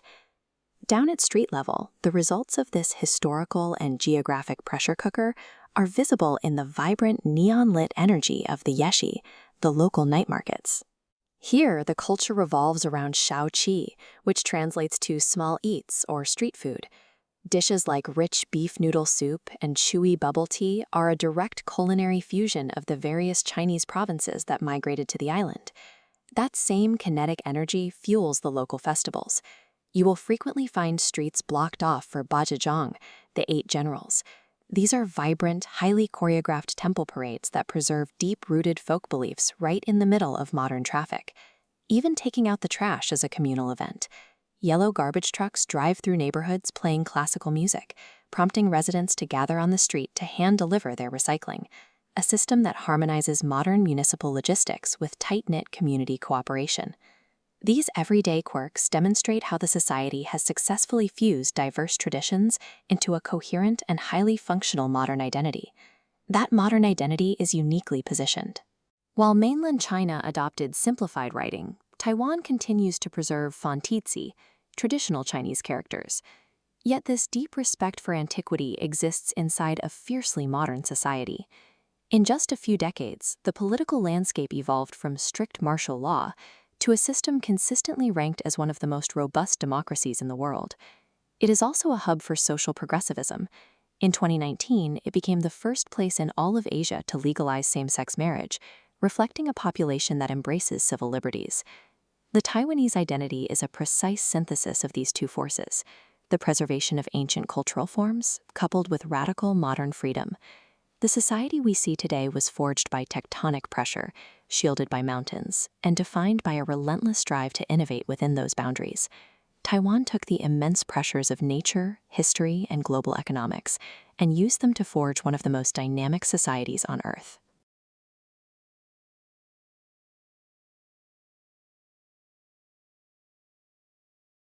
In the far northwest corner of China, the terrain aggressively pushes into the sky. Glaciers and jagged summits dominate the landscape, climbing past 6,000 meters into the thin alpine air. But travel just a few hundred miles south, and the elevation drops 4,000 meters. Those freezing alpine ridges give way to the sweltering, dense canopy of subtropical rainforests in the Mekong River basin. On a topographic map, this region looks entirely impassable. It is barricaded by the eastern edge of the Himalayas and sliced open by some of the deepest river canyons on Earth. Despite these barriers, the region holds a surprising human reality. It is home to 25 distinct ethnic minorities, the highest concentration of cultural diversity in the entire country. The province is called Hunan. Translated literally, the name means south of the clouds. The verticality that should have blocked passage instead channeled it, forcing these diverse groups into a single high-altitude corridor of exchange.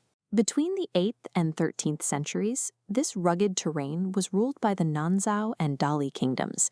They consolidated power across the highlands, building wealthy, independent states long before the Mongol conquests. These empires built hubs like Lijiang to manage the wealth. Even today, the town is a maze of cobblestone streets, flowing canals, and the distinct sloping tiled roofs of the indigenous Naxi people. This map illustrates the economic engine that built those cities, the ancient tea horse road. It was a massive trade network beginning in the tea-producing Pu'er region and winding northward into Sichuan and the high Tibetan Plateau. Stretching over 4,000 kilometers, it required merchants to navigate the world's highest mountain passes to reach markets in India and Southeast Asia. At its core, this route was driven by a biological necessity. People living in Tibet survived on a heavy diet of meat and dairy. To aid digestion in the harsh altitude, they needed Yunan's pu'er tea, a specially fermented tea leaf. In exchange, Chinese empires required a constant supply of sturdy, reliable Tibetan horses to fuel their military campaigns against nomadic invaders to the north. The sheer volume of this traffic left permanent physical scars on the earth. In some sections of the trail, horse hooves struck the exact same spots for centuries, carving ruts up to 70 centimeters deep into solid stone. That exhausting labor turned a series of difficult mountain valleys into an economic lifeline, linking remote tribal communities to the vast wealth of distant empires. The continuous flow of traveling merchants, combined with a highly varied vertical climate, cultivated a unique local diet. Today, the province is known as the Kingdom of Fungi, supplying nearly 70. Local foraging is a way of life, with families scouring the pine forests for the highly prized jizong mushroom, a wild, earthy fungus cooked tableside in fragrant communal hotpots. That merchant history also birthed a distinct fusion cuisine. Locals combined Southeast Asian and Sichuan influences to create famous regional staples, like crossing the bridge rice noodles and sweet pastries stuffed with edible flower petals. Living in such rugged conditions forced intense practical adaptation, leading to what locals call the 18 oddities of Yunnan. These are 18 specific cultural quirks, like selling eggs tightly bound in protective bundles of rice straw to prevent breakage on steep mountain paths. The province's rich cultural tapestry was built through this exact process. Every architectural style, every local dish, and every custom was born from centuries of human survival and cross-cultural exchange. Today, the grueling human labor that defined the tea horse road has vanished from the mountainsides. The long caravans of pack horses and human tea porters are completely gone. Those ancient, treacherous mountain passes have been replaced by a sprawling, state-of-the-art, high-speed rail network. This transit map shows the modern Pan-Asia Railway network. It radiates southward from the provincial capital of Kunming, punching through the mountains to connect directly with Laos and the rest of Southeast Asia. By laying steel tracks where pack horses used to walk, China has repositioned a landlocked interior as a primary gateway for international trade. At the same time, the province is monetizing its deep cultural heritage. Traditional celebrations like the Dai minorities' annual water splashing festival now drive a booming, highly lucrative ecotourism economy. A route once defined by the speed of a pack horse now facilitates the daily movement of cargo and passengers via electric rail. This region demonstrates that extreme natural barriers don't always end at a border. Often, they provide the very pressure needed to build a bridge.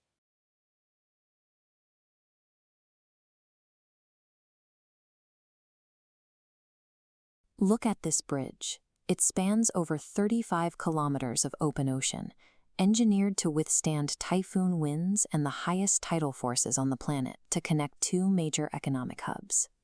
Now, look at this centuries-old canal town.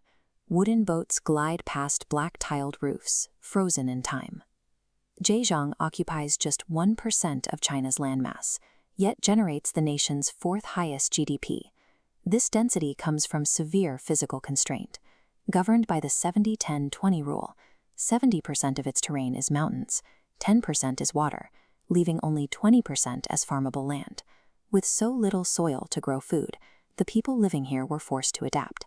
They turned their attention to the things they could control: the meticulous refinement of raw materials and the trade routes of the East China Sea. This geographic pressure cooker gave rise to Zhejiang.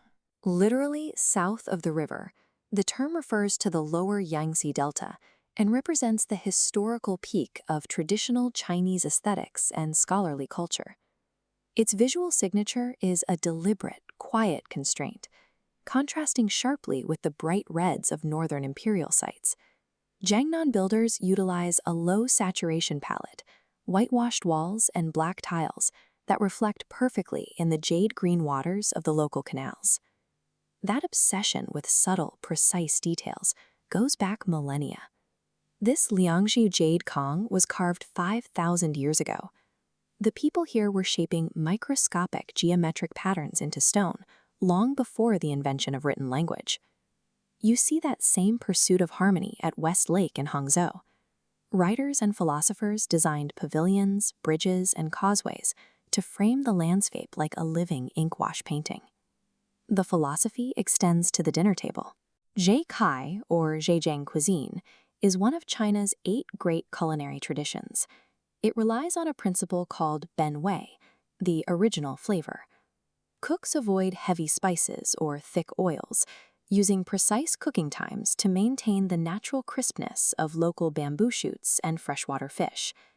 To achieve those delicate profiles, they rely on specialized local ingredients, like Shaoxing yellow wine, a fermented rice wine used to cut through unwanted odors, while elevating the natural umami of the seafood. By treating available resources with intense care, Zhejiang's people turned limited space into a cultural advantage, creating an environment defined by deep scholarly refinement. But those same waterways that inspired poets also connected local towns to the coast. This access birthed a second regional identity: the pragmatic, highly aggressive merchant. In the 18th century, villagers in the city of Yiwu began trading local brown sugar for chicken feathers, which they used to fertilize their sparse farmland. This feathers for candy barter system established a local culture that placed its trust in market mechanisms over familial kinship. Today, Yiwu operates the world's largest wholesale market for small commodities. It spans over 5.5 million square meters and houses 75,000 vendors. If you buy a holiday decoration anywhere, there is a 60% chance it passed through these stalls. Moving that much inventory requires total logistical mastery.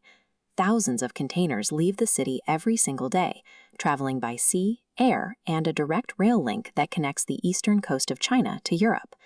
As the physical trade expanded, the region adapted to the digital era. Hangzhou is now the global headquarters for tech giants like Alibaba, making it a nerve center for global e-commerce, cloud computing, and mobile payments. By embracing the hustle, Zhejiang's merchants leveraged their manufacturing density and coastal access to build one of the most powerful trade hubs in the modern world. To maintain this economic growth, the region had to solve a massive physical challenge: the Qiantong River. Its estuary produces a tidal bore, pushing seawater upriver to create violent waves up to 9 meters high. The engineering solution was the Hangzhou Bay Bridge. Stretching over 35 kilometers, this cable-stayed highway cuts travel time between Ningbo and Shanghai from 4 hours to 2. To resist tidal forces, builders drove over 5,000 steel pipe piles into the seabed. The longest reach 89 meters down, the equivalent of a 30-story building buried in the mud. They even constructed an artificial island in the middle of the bay. Originally built as a staging platform for construction materials, the land between sea and sky now serves as a massive commuter service center and offshore viewing deck. These massive structures have effectively overridden the region's historical constraints. The population is now physically rewriting the landscape to accommodate their expansion. The Zhejiang model represents a rejection of the idea that hyper-modern economic growth must come at the expense of cultural identity.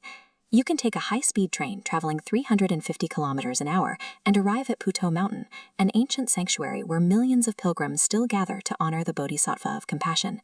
The region's identity is defined by 4 pillars. First, the geography, a rugged coastal province named after the zigzagging Chantang River.